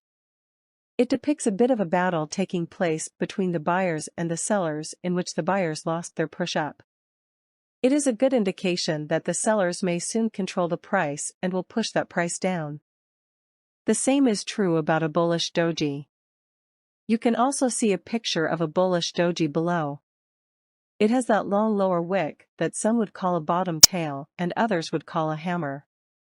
When you have a hammer candle with a bottom tail, you know that at some point during that candle period the price moved down, was unable to hold at those low levels, and was bought up.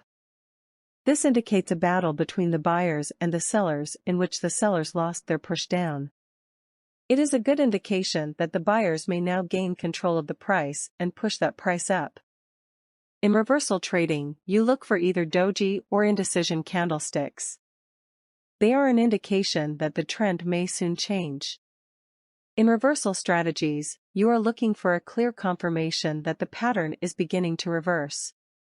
What you definitely don't want is to be on the wrong side of a reversal trade, or, as we call it, catching a falling knife. It doesn't sound like a good idea in real life, and it's not a good idea in trading. It means that when a stock is selling off badly, the falling knife, you don't want to buy on the assumption that it should bounce. If the stocks are dropping, you want to wait for the confirmation of a reversal. This will usually be 1. The formation of a doji or indecision candle, and 2. The first 1-minute or the first 5-minute candle to reach a new high. That is my entry point. I set my stop at the lows. In reversal trading, the RSI should be at the extremes, above 90, below 10, and that final candle should be outside the Bollinger Bands. Once you have your entry requirements listed, you must then look for an actual entry. An entry for me is going to be either the first 1-minute or the first 5-minute candle to reach a new high. When you've had a long run of consecutive candles making new lows, the first candle that makes the new high is very significant. That's my entry point. There are times when I'll use the 1-minute chart, but typically I'll wait for the 5-minute chart because it is a much better confirmation. The 5-minute chart is cleaner. The first 5-minute candle to make a new high is the point at which I get in the reversal, with a stop either at the low of the day or simply down around 20 to 30 cents. Usually, if a stock goes 30 cents against me, I will admit defeat, recognize that I mistimed my entry, and try again rather than continue to hold. At times, especially on stocks that are more expensive or more volatile, I'll simply use a 20 or 30 cent arbitrary stop if the low of the day is too far away. Once you're in one of these trades, your exit indicators are quite simple. If the stock pops up and then suddenly moves back down on a bottom bounce, you stop out for a loss. If you jump in the stock and it ends up just going sideways, it's a sign that you are probably going to see a flag, a reverse flag, and that is an indication that the price is probably going to continue to drop. If I get in and I hold for a few minutes and the price stays flat, I get out, no matter what happens after that. I may be wrong, but so be it. I don't like to expose my account to the unknown. I need to be in the right setup, and if it is not ready yet, I'm out. If I get into the profit zone, I can start adjusting my stop, first to break even, and then to the low of the last 5-minute candle. I will then keep adjusting my stop as I move up. You must realize that almost all of the big moves will eventually be corrected. What goes up must come down. In reversal strategies, one of the main advantages is the opportunity to watch stocks that are running up, while simultaneously calculating possible resistance points and areas that could provide a good reversal opportunity. This allows you to resist being impulsive and rushing into the trade. You can instead take your time to watch the trade develop and wait for the momentum to begin to shift. An important metaphor many traders use when talking about reversal strategies is that of a rubber band. When stocks become really stretched out to the downside, then inevitably they're due for a correction. So, when a stock is really squeezing down, you will know that at some point it's going to make a bounce, and you want to be in there for the bounce. What you definitely don't want to be is to be the one still selling. As I said before, that's like catching a falling knife. If stocks are dropping, you want to wait for the confirmation of the reversal. This will probably be the first 1-minute or the first 5-minute candle to make a new high. That's my cue to jump in. I set my stop at the lows. Bottom reversal. This beautiful illustration on Emergent Biosolutions Incorporated (EBS) shows a perfect reversal that I found using my stock scanners. An indecision candlestick at the bottom of the downtrend signifies a potential reversal, and as you see right after that you see a big swing back up. I took this trade right after seeing indecision doji, and kept my stop at the low of that indecision candlestick. The biggest advantage of reversal strategies is that they overcome the difficulty of anticipating when stocks will make major moves. You will probably miss the moment when the stock starts to sell off, and you won't have the time to short the stock for profit, but you can always prepare for the reversal trade.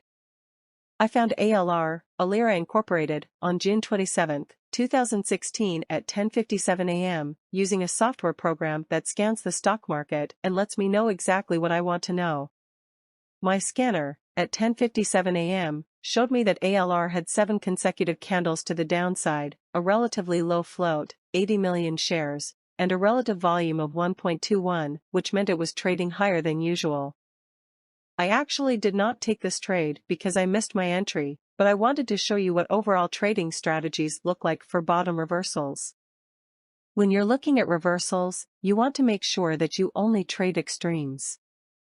The example we just saw was a stock that made an extreme move to the downside before that move reversed.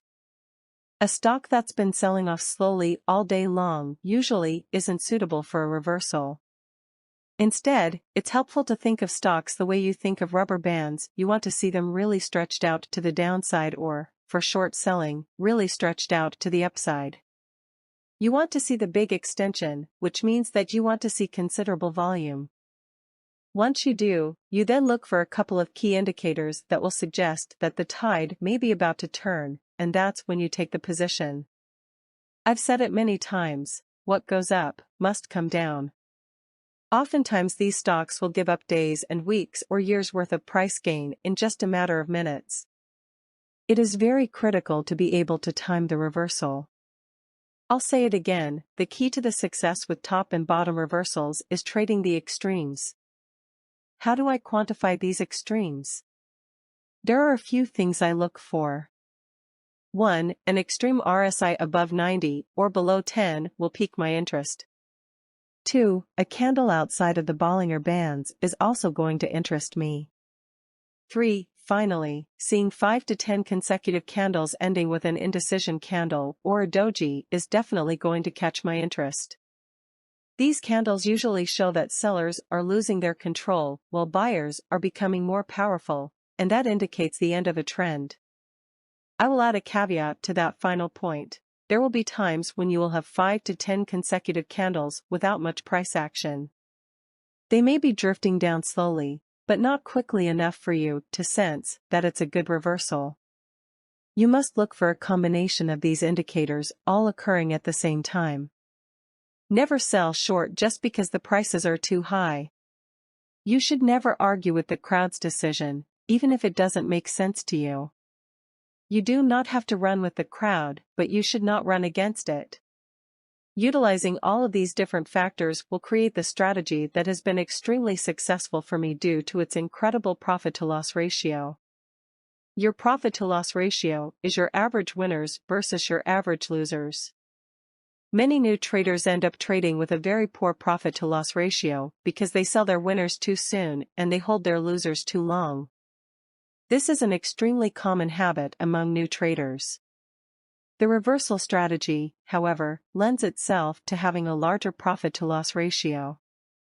To return to the rubber band analogy, by following such a strategy you will always buy stocks when the rubber band is stretched as far as it can go. When you time this right, you're in as the rubber band snaps back and you can then ride the momentum right back up. To summarize my trading strategy for the bottom reversal strategy. 1. I set up a scanner that shows me stocks with 4 or more consecutive candlesticks going downward. When I see a stock hit my scanner, I quickly review the volume and level of resistance or support near the stock to see if it is a good trade or not.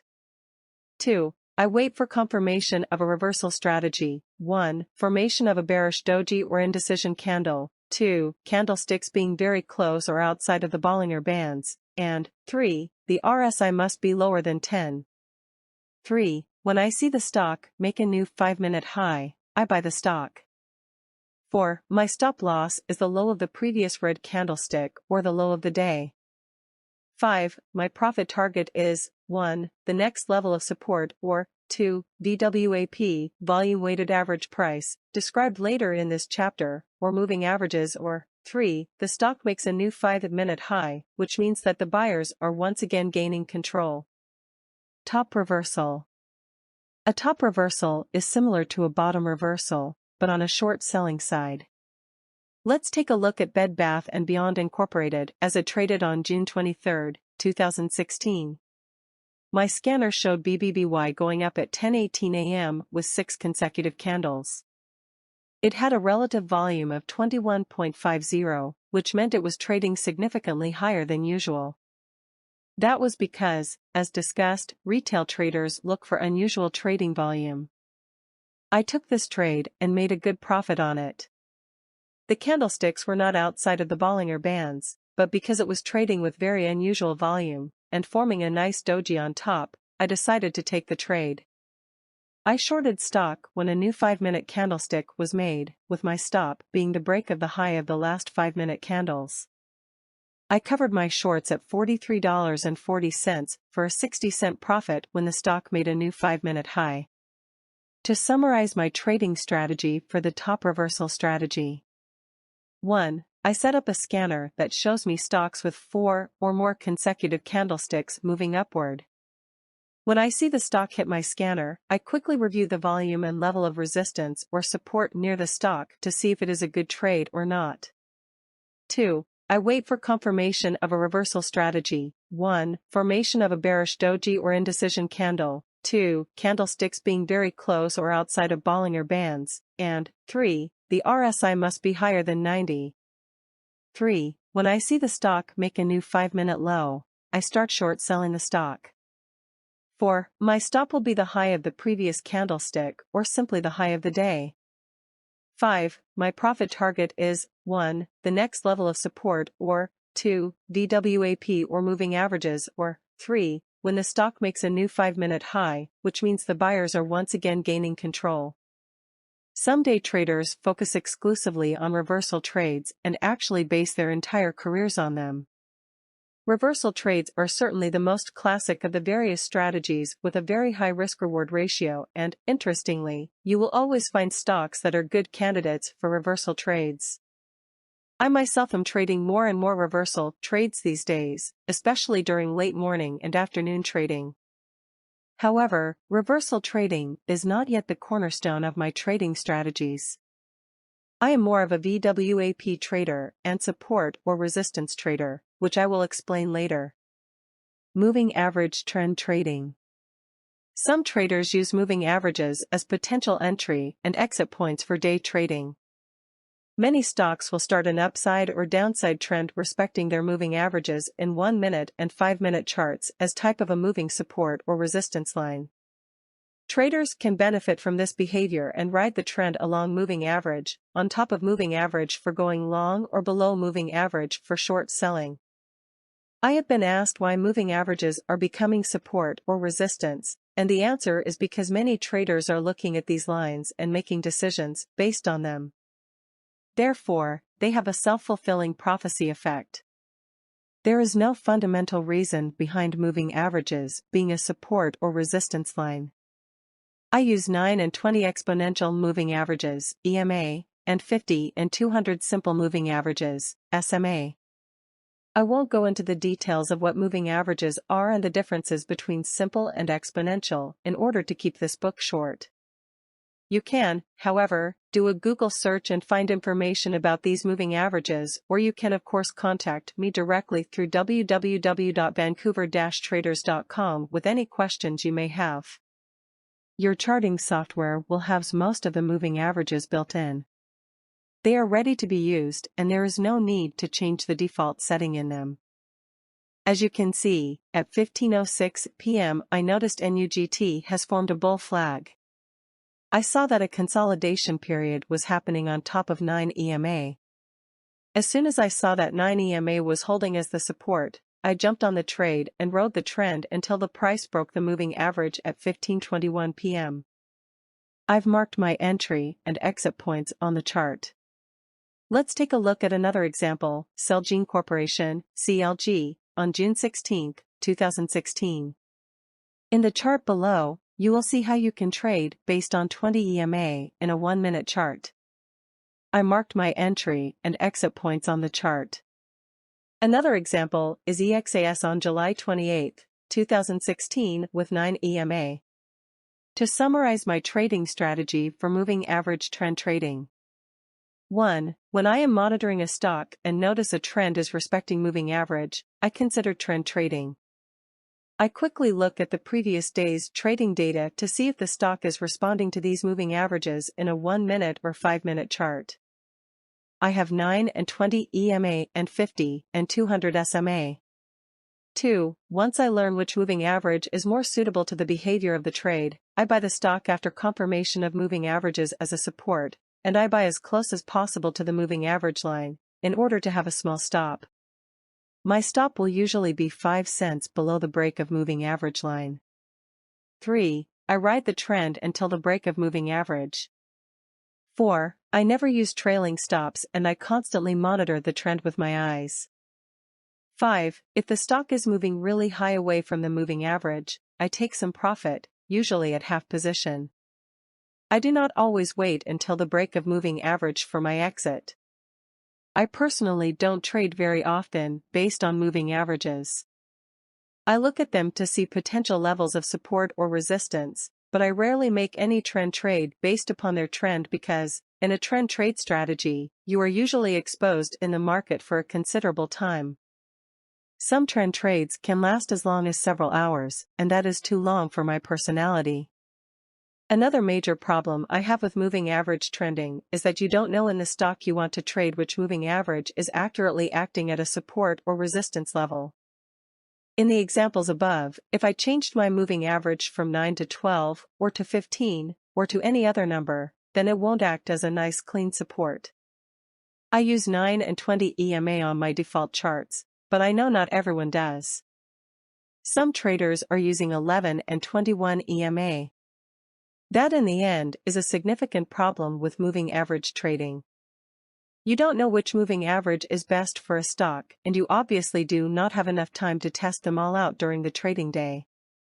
I recommend using either 9, 20 EMA and 50 in 200 SMA or 11, 21 EMA and 50 and 200 SMA.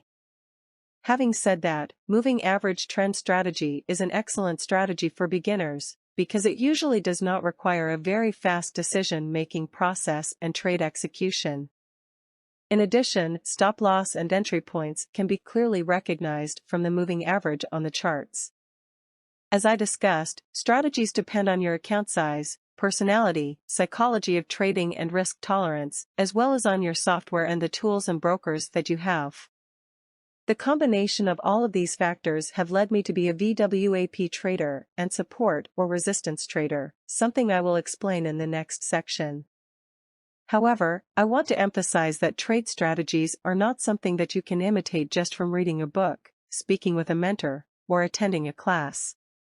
You have to slowly and methodically develop your preferred method and then stick with it. There is nothing wrong with any strategy if it works for you. There is no good and bad in any of these strategies. It truly is a matter of personal choice. Now let me explain what my favorite trading strategies are. VWAP trading. Volume weighted average price, or VWAP, is the most important technical indicator in day trading. Definitions of VWAP can be found in both Wikipedia and many other online resources. I will skip explaining it in detail for the sake of keeping this guide short, but essentially, VWAP is a moving average that takes into account the volumes of the stock being traded. Other moving averages are calculated based only on the price of the stock in the chart, but VWAP also considers the number of the shares that the stock is traded on every price. Your trading platform probably has VWAP built into it, and you can use it without changing its default setting. VWAP is a good indicator of who is in control of the price action, buyers or sellers. When stock is traded above VWAP, it means that the buyers are in overall control of the price. When a stock price breaks below the VWAP, it is safe to assume that the sellers are gaining control over the price action. Trading based on VWAP can be very easy for beginner traders because so many traders are studying the VWAP and making decisions based on it. Therefore, a beginner trader can easily be on the right side of the trade. When a stock tries to break the VWAP but cannot, you can short stock because you can safely assume that other traders that are watching will also begin to short. A trading strategy based on VWAP is a simple and easy strategy to follow. I usually short stocks when traders try but fail to break the VWAP in 5-minute charts. At around 10:30 a.m. on June 24, 2016, I noticed that SCTY had found a support over VWAP. I purchased 1,000 shares of the stock with the anticipation of moving toward $22 with VWAP as a support. My stop was a close below VWAP. I first sold a half-size position at $22.50 and then moved my stop to break even. I sold another position at $22 because I know half dollars, such as $1.50, $2.50, $3.50, and whole dollars, $1, $2, $3, usually act at a support or resistance level. VWAP also works well when you want to short stocks. Let's take a look at another recent trade that I took on SolarCity Corporation, this time on June 22, 2016, and this time on the short side. At around 11 a.m., I noticed that SCTY had faced a resistance over VWAP. I shorted the stock with the anticipation of losing the VWAP at around $23. Around 12 p.m. buyers gave up and the sellers took control of the price action. I had a nice run down to $22 and covered my shorts at $22 for a good $1,000 profit. To summarize my trading strategy for VWAP trading. 1. When I make my watch list for the day, I monitor the price action around VWAP. If a stock shows respect toward VWAP, then I wait until a confirmation of the VWAP break or support. 2. I usually buy as close as possible to minimize my risk. My stop will be a break and close 5-minute chart below VWAP. 3. I keep the trade until I hit my profit target or until I reach a new support or resistance level. 4. I usually sell half positions near the profit target or support or resistance level and move my stop up to my entry point or break even. A similar approach will work equally as well when you short a stock. Support or resistance trading. Horizontal support or resistance trading is my favorite style of trading. The market doesn't know diagonals. It remembers price levels, which is why horizontal support or resistance lines make sense, but diagonal trend lines are subjective and open to self-deception. I therefore avoid trend lines because, in my opinion, they are wildly subjective and result in wishful thinking and self-deception. In fact, trend lines are among the most deceptive of all tools. You can draw a trend line across the prices or zones in a way that can change its slope and its message. If you're in a mood to buy, for example, you can draw your trend line somehow steeper. After making thousands of trades and looking at thousands of charts, I've come to the conclusion that the market doesn't know diagonals. It remembers price levels, which is why horizontal support or resistance lines make sense, but diagonal trend lines are subjective and open to self-deception.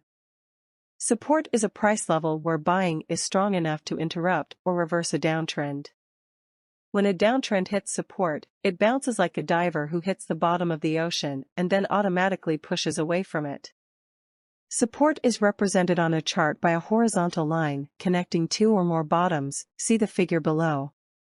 Resistance is a price level where selling is strong enough to interrupt or reverse an uptrend. When an uptrend hits resistance, it acts like a person who hits their head on a branch. While climbing a tree, they stop and might even tumble down. Resistance is represented on a chart by a horizontal line connecting two or more tops. Minor support or resistance causes trends to pause, while major support or resistance causes them to reverse. Traders buy at support and sell at resistance, making their effectiveness a self-fulfilling prophecy. Using this method, every morning I shortlist the stocks that I would like to trade based on the criteria I set forth in Chapter 4, a stock that has fundamental catalysts such as news, an extreme earnings report, or a new drug approval. These stocks are the ones that retail traders are watching and planning to trade.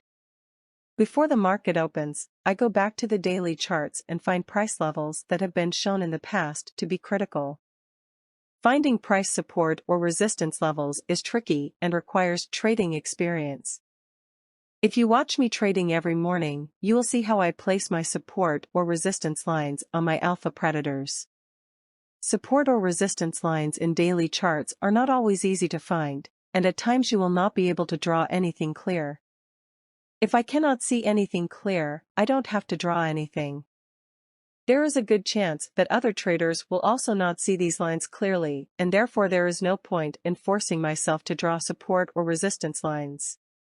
In that case, I will plan my trades based on the VWAP or moving averages or chart patterns that I earlier discussed. Here are some hints for drawing support or resistance lines.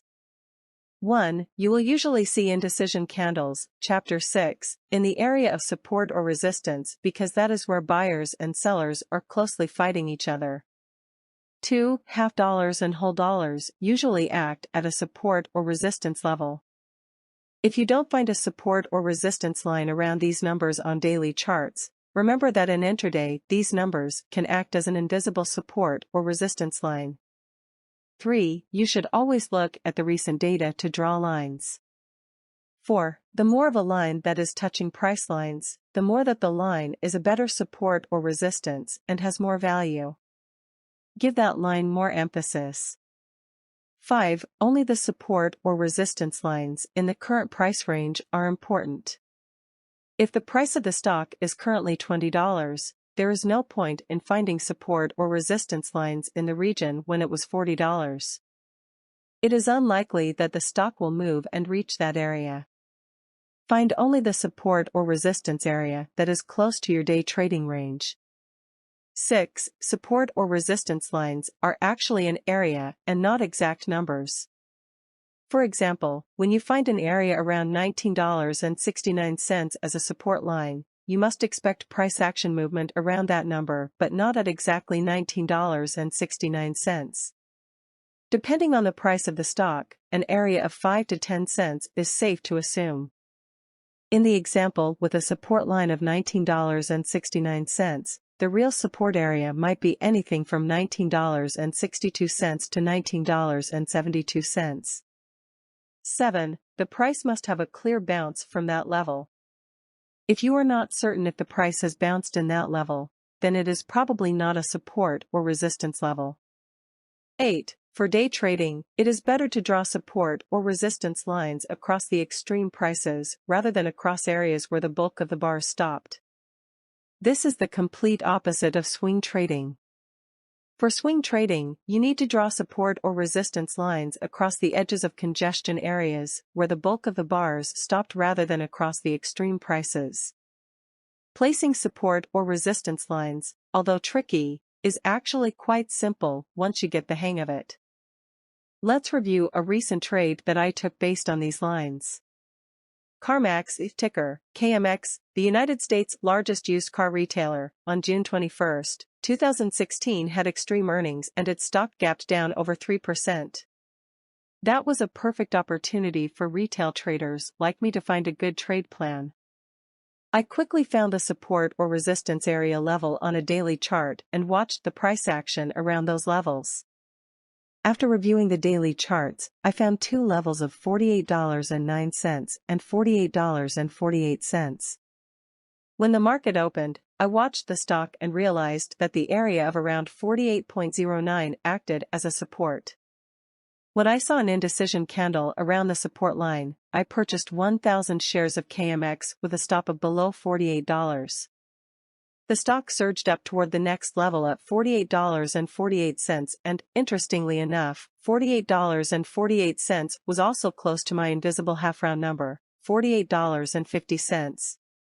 I sold half of my position for a profit and kept the balance for going higher.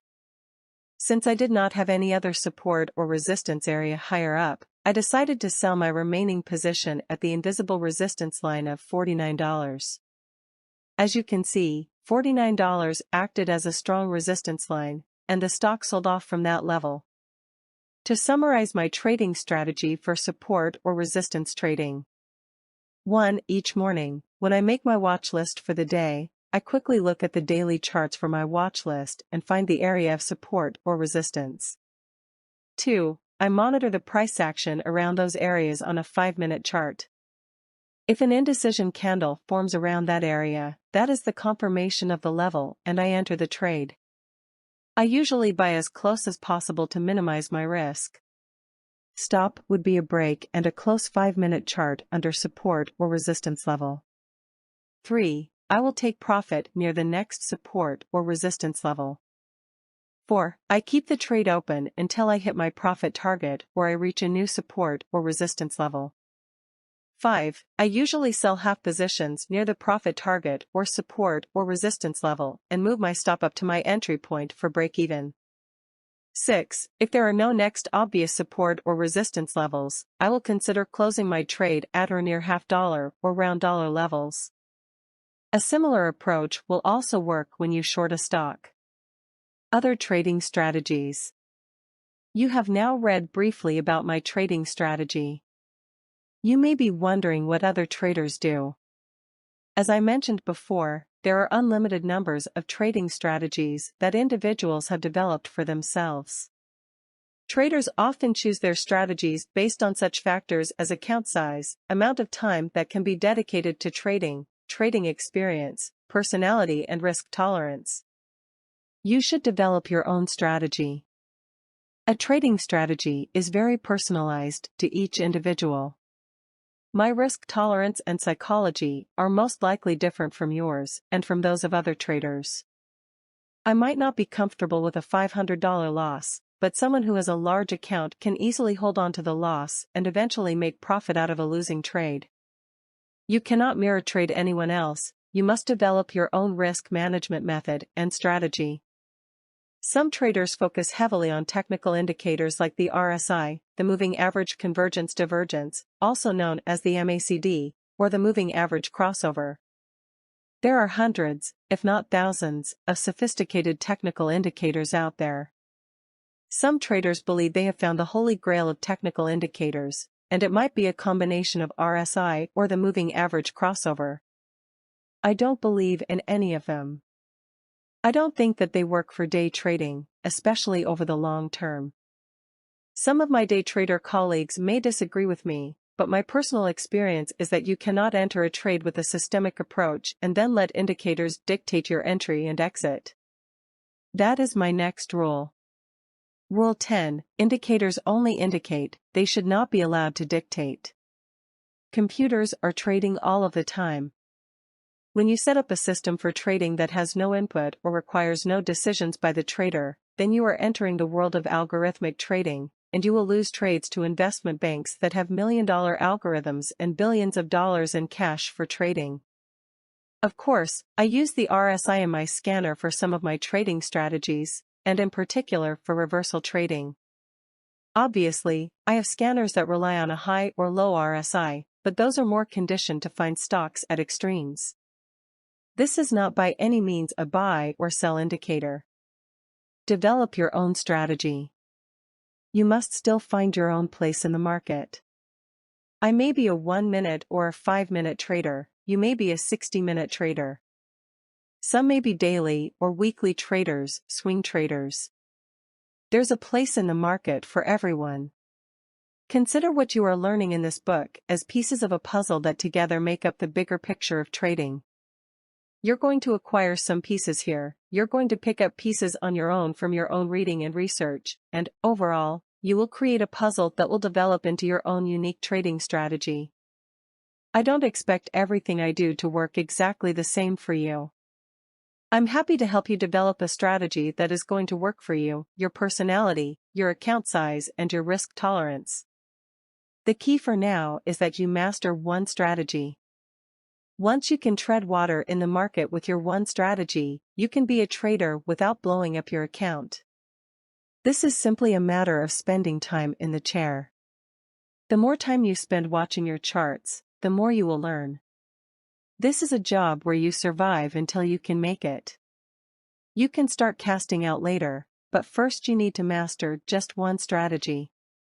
It can be the VWAP trade, it can be a bull flag momentum strategy, it can be a reversal strategy, or you can create a strategy of your own. Narrow the choices down, develop that area of strength into a workable strategy, and then use that strategy to survive until you are able to develop others. It is absolutely critical for every trader to be trading a strategy. Plan a trade, and trade the plan. I wish someone had said to me when I first started training, "Andrew, you need to trade a strategy." If you're trading with real money, you must be trading a written strategy, and it must have historical data to verify that it's worth trading with real money. You cannot change your plan when you have already entered the trade and have an open position. The truth about traders is that they fail.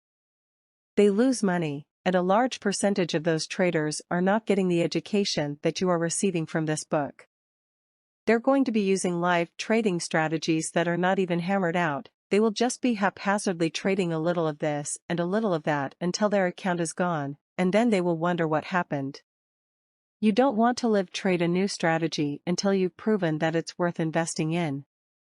You may practice 3 months on a simulator, and then trade small size with real money for 1 month, and then go back to the simulator to work on your mistakes or practice new strategies for another 3 months.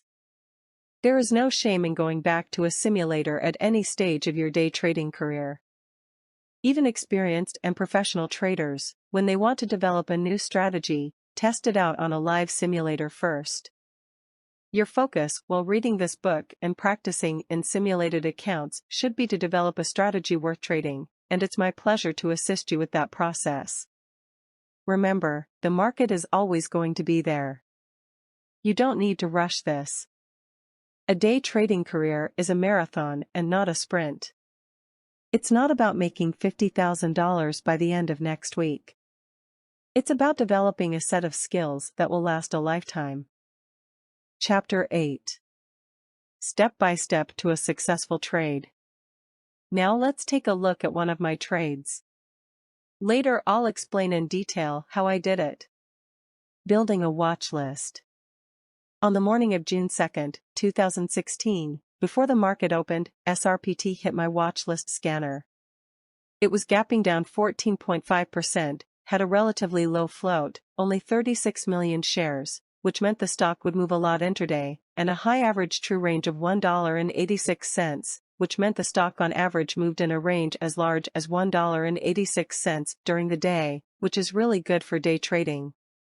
Trading plan, entry, exit, and stop loss.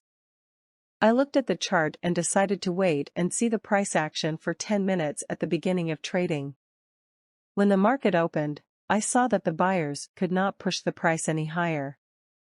There was no interest in buying back the stock. Therefore, I decided to do a VWAP trade. I monitored VWAP and price action around VWAP for 2 5-minute candlesticks. I realized that the sellers were in control and that the buyers could not push the price higher than VWAP and hold it. I knew it must be a good short with a stop above VWAP. Execution. After 10 minutes, when SRPT closed below VWAP, I entered the trade by shorting stock around $18.20 with a stop loss in mind just above VWAP.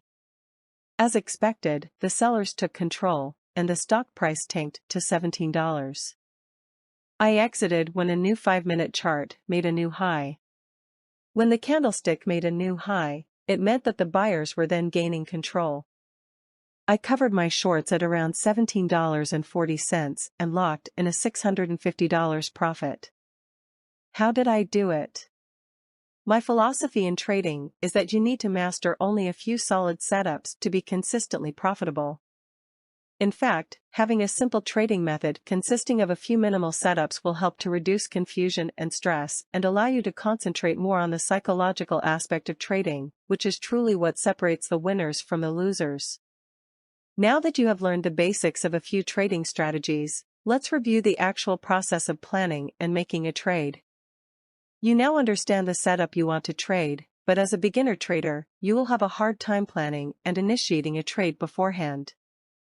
It is very common to have a good setup, but then enter or exit a trade at the wrong times and lose money while everyone else is making money. I believe the solution lies in developing a process for your trading. Plan a trade, and trade a plan. I have a PhD in chemical engineering, so I firmly believe in the process approach to trading. I can safely say that this is a major reason for my success. My trading process looks like this. Morning routine. Develop watch list. Organize a trade plan. Initiate the trade according to plan. Execute the trade according to plan. Journaling and reflection. You must remember that what makes a trade profitable is the correct execution of all of the steps in the above process. Write down your reasons for entering and exiting every trade. Everyone can read this book or dozens of other books, but only a few people have the discipline to execute correctly. You might have a good setup but select a wrong stock to trade, such as a stock that is being manipulated by computers and institutional traders. Perhaps you will find a proper stock to trade, but you will enter the trade at the wrong time. A bad entry will make a mess of your plan and you will eventually lose your money. You can find a good stock to trade and enter a trade correctly, but if you don't exit properly, you will turn a winning trade into a losing one. All of the steps of the process are important. Think about something significant that you do frequently in your life, and then think of how it can best be done.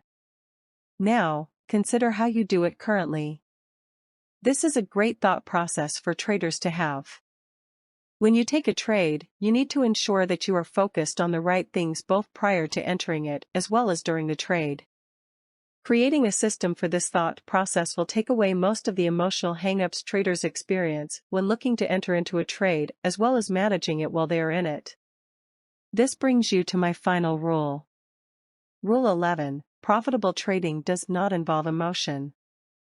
If you are an emotional trader, you will lose your money. Education and practice give you a perspective of what matters in trading, how you trade, and how you can grow and develop your skills. Once you have a perspective on what matters, you can proceed to identify the specific processes on which to focus. The key to success is knowing your exact processes.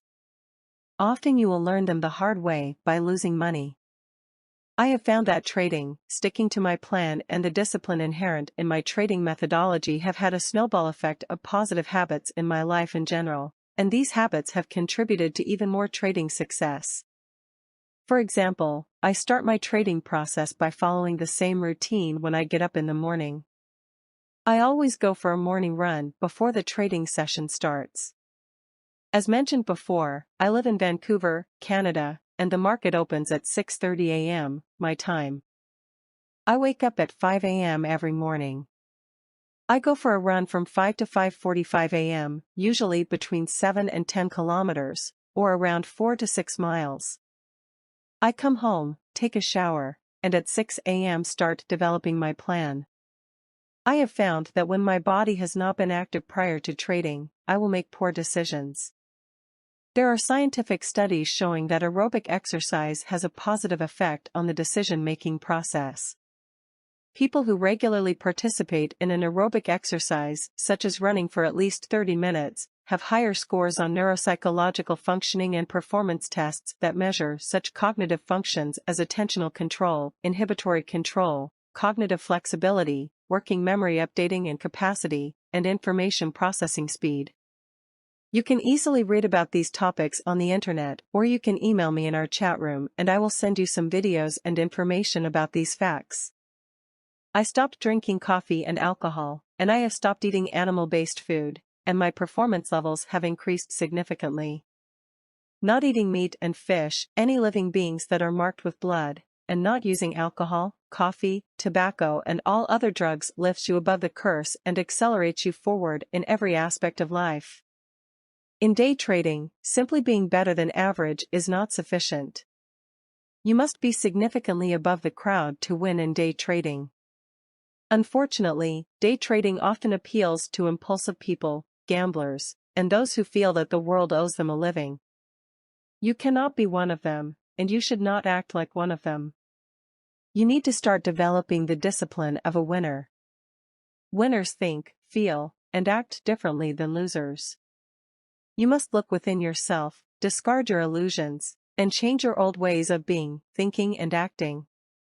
Change is hard, but if you want to be a successful trader, you must work on changing and developing your personality. To succeed, you will need motivation, knowledge, and discipline. Now, back to trading. As discussed previously, trading cannot be looked at as a hobby. You must approach trading seriously.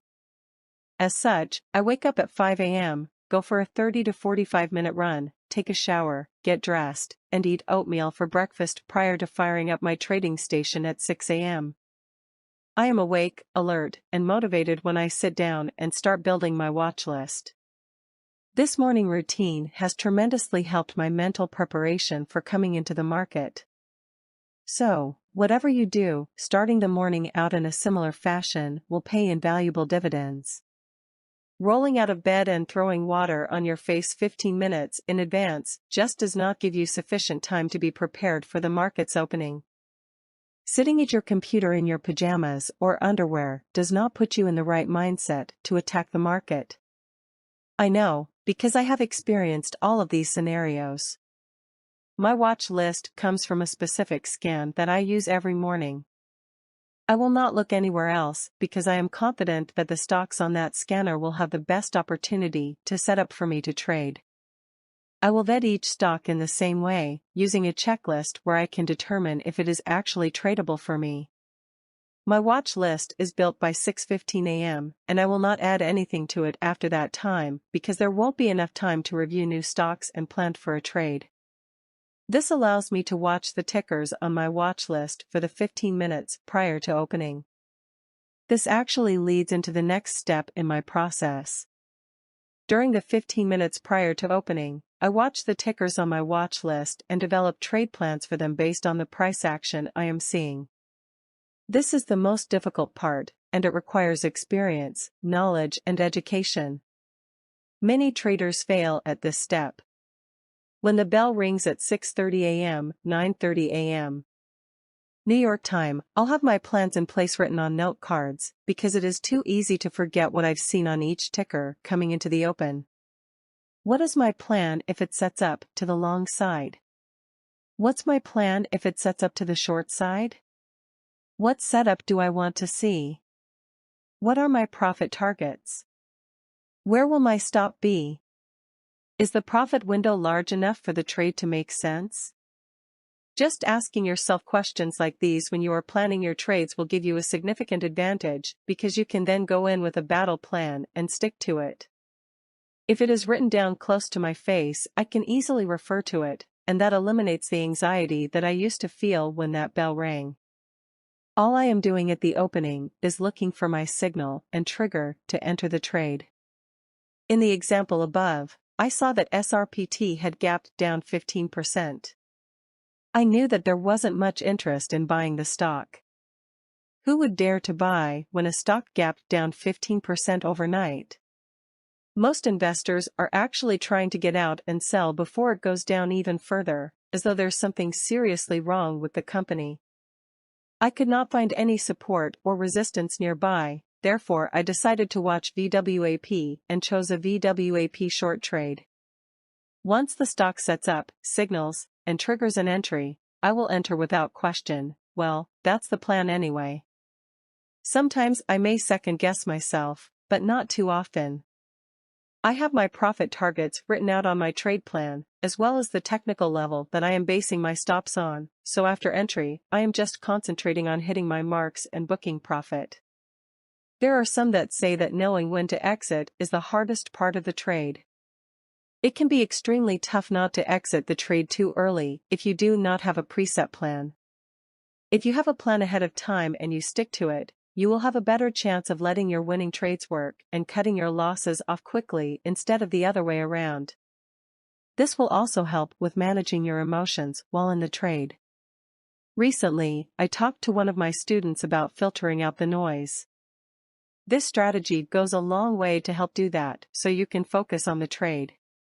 Once the trade is done, I will reflect on how well my plan worked and how well I stuck to what I had written.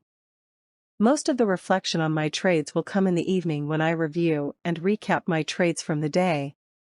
I believe one of the key things forgotten by many is reflection. What did I do right? What did I do wrong? And should I have sold earlier? Are all extremely important questions for the development of your trading. Just because you made good profits doesn't mean you are a perfect trader. How you played both sides of the table are extremely important. Write down or do a video recap of the trade and everything that comes to mind lesson-wise, and then file it away with other past lessons, and use them all as a reference for the future. Some lessons hit harder than others, but be confident that with time you will only get better. It only takes one incident of getting your hand slammed in a door to figure out that you must be more careful, but it may take 2 or 3 times to learn to turn on the lights before walking around your house at night. Why is this process in trading important? This process is important because it describes how things are done to prepare for a trade and then provides the focus for executing them. It helps to filter out the emotional social noise and gives you a better chance for a more successful winning trade. It provides you with a tool to go back to and reflect on your trades and makes you a better trader. If you focus on the right processes, in the right way, you can design your way to trading success. Chapter 9.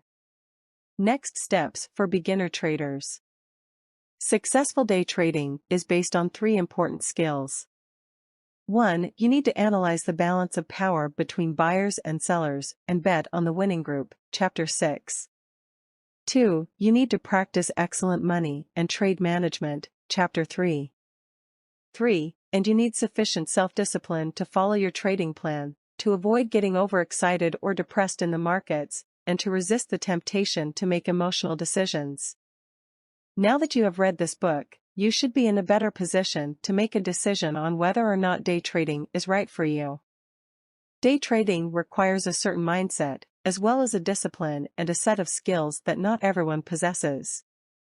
Interestingly, most of the traders I know are also poker players. They enjoy speculation and the stimulation that comes from it. Although poker is a type of gambling, day trading is not. Day trading is a science, a skill, and a career, and has nothing to do with gambling. It is the serious business of selling and buying stocks, sometimes in a matter of seconds. You should be able to make decisions fast, with no emotion or hesitation. Doing otherwise results in losing real money. After you've made up your mind and decided that you want to start day trading, the next step is to get a proper education. You should never start your day trading career with real money. Sign up with one of the brokers that provides you with simulated accounts with real market data. Some brokers give you access to delayed market data, but don't use those. You need to make decisions real time. Most of the simulated data software is a paid service, so you need to save some money for that software. DAS Trader, www.dastrader.com, offers simulated accounts for $120 per month. If you use it for 1 year and trade only with simulated money, it will cost you only $1,440. This is the cost of a proper education. If you are seriously considering day trading as a career, it's a small expenditure compared to the cost of an education for a new profession. For example, imagine that you want to go to school to get an MBA. It will easily cost you over $50,000. Likewise, many other diploma or post-graduation programs cost significantly more than the education required for day trading. Once you have a simulated account, you will need to develop your strategy. Try the strategies that I have discussed in this book, and master 1 or 2 of them. VWAP, support or resistance, and reversal strategies are the easiest. You need to only master a few of them to always be profitable in the market. Keep your strategy simple. When you have a solid strategy that you've mastered, make sure there is no emotion attached to it. Practice with the amounts of money that you will be trading in real life. It is easy to buy a position worth $100,000 in a simulated account and watch it lose half of its value in a matter of seconds. But could you tolerate this loss in a real account? If not, you will probably become an emotional trader and make a decision quickly, usually resulting in a major loss. Always trade with the size and position that you will be using in the real account. Otherwise, there is no point in trading in a simulated account. Move to a real account after at least 3 months of training with a simulated account and then start small, with real money. Trade small while you're learning or when you are feeling stressed. If you wish, you can always have a chat with me in our chat room and receive some guidance. Continue your education and reflect upon your trading strategy. Never stop learning about the stock market. It's a dynamic environment and it's constantly changing. Day trading is different than it was 10 years ago, and it will be different in another 10 years. So keep reading and discussing your progress and performance with mentors and other traders. Always think ahead and maintain a progressive attitude. Learn as much as you can, but keep a degree of healthy skepticism about everything, including this book. Ask questions, and do not accept experts at their word. Join a community of traders. Trading alone is very difficult and can be emotionally overwhelming. It is very helpful to join a community of traders so you can ask them questions, talk to them, learn new methods and strategies, get some hints and alerts about the stock market, and also make your own contributions. If you join me, you will see that I often lose money. It can be comforting to see that losing money is not limited to you, and everyone, including experienced traders, has to take a loss. As I've said, it's all part of the process. There are many chat rooms that you can join on the internet. Some of them are free, but most of them charge a fee. By joining our chat room for free, you can see my screen in real time while I am trading and listen as I explain my strategy. You can take trades with me, or just watch and listen. Or you can take your own trades, but still be part of our community. It is extremely important to remember, however, that if you are in any community of traders, either our chat room at www.vancouver-traders.com or the dozens of others out there, you should not follow the pack, but should be an independent thinker.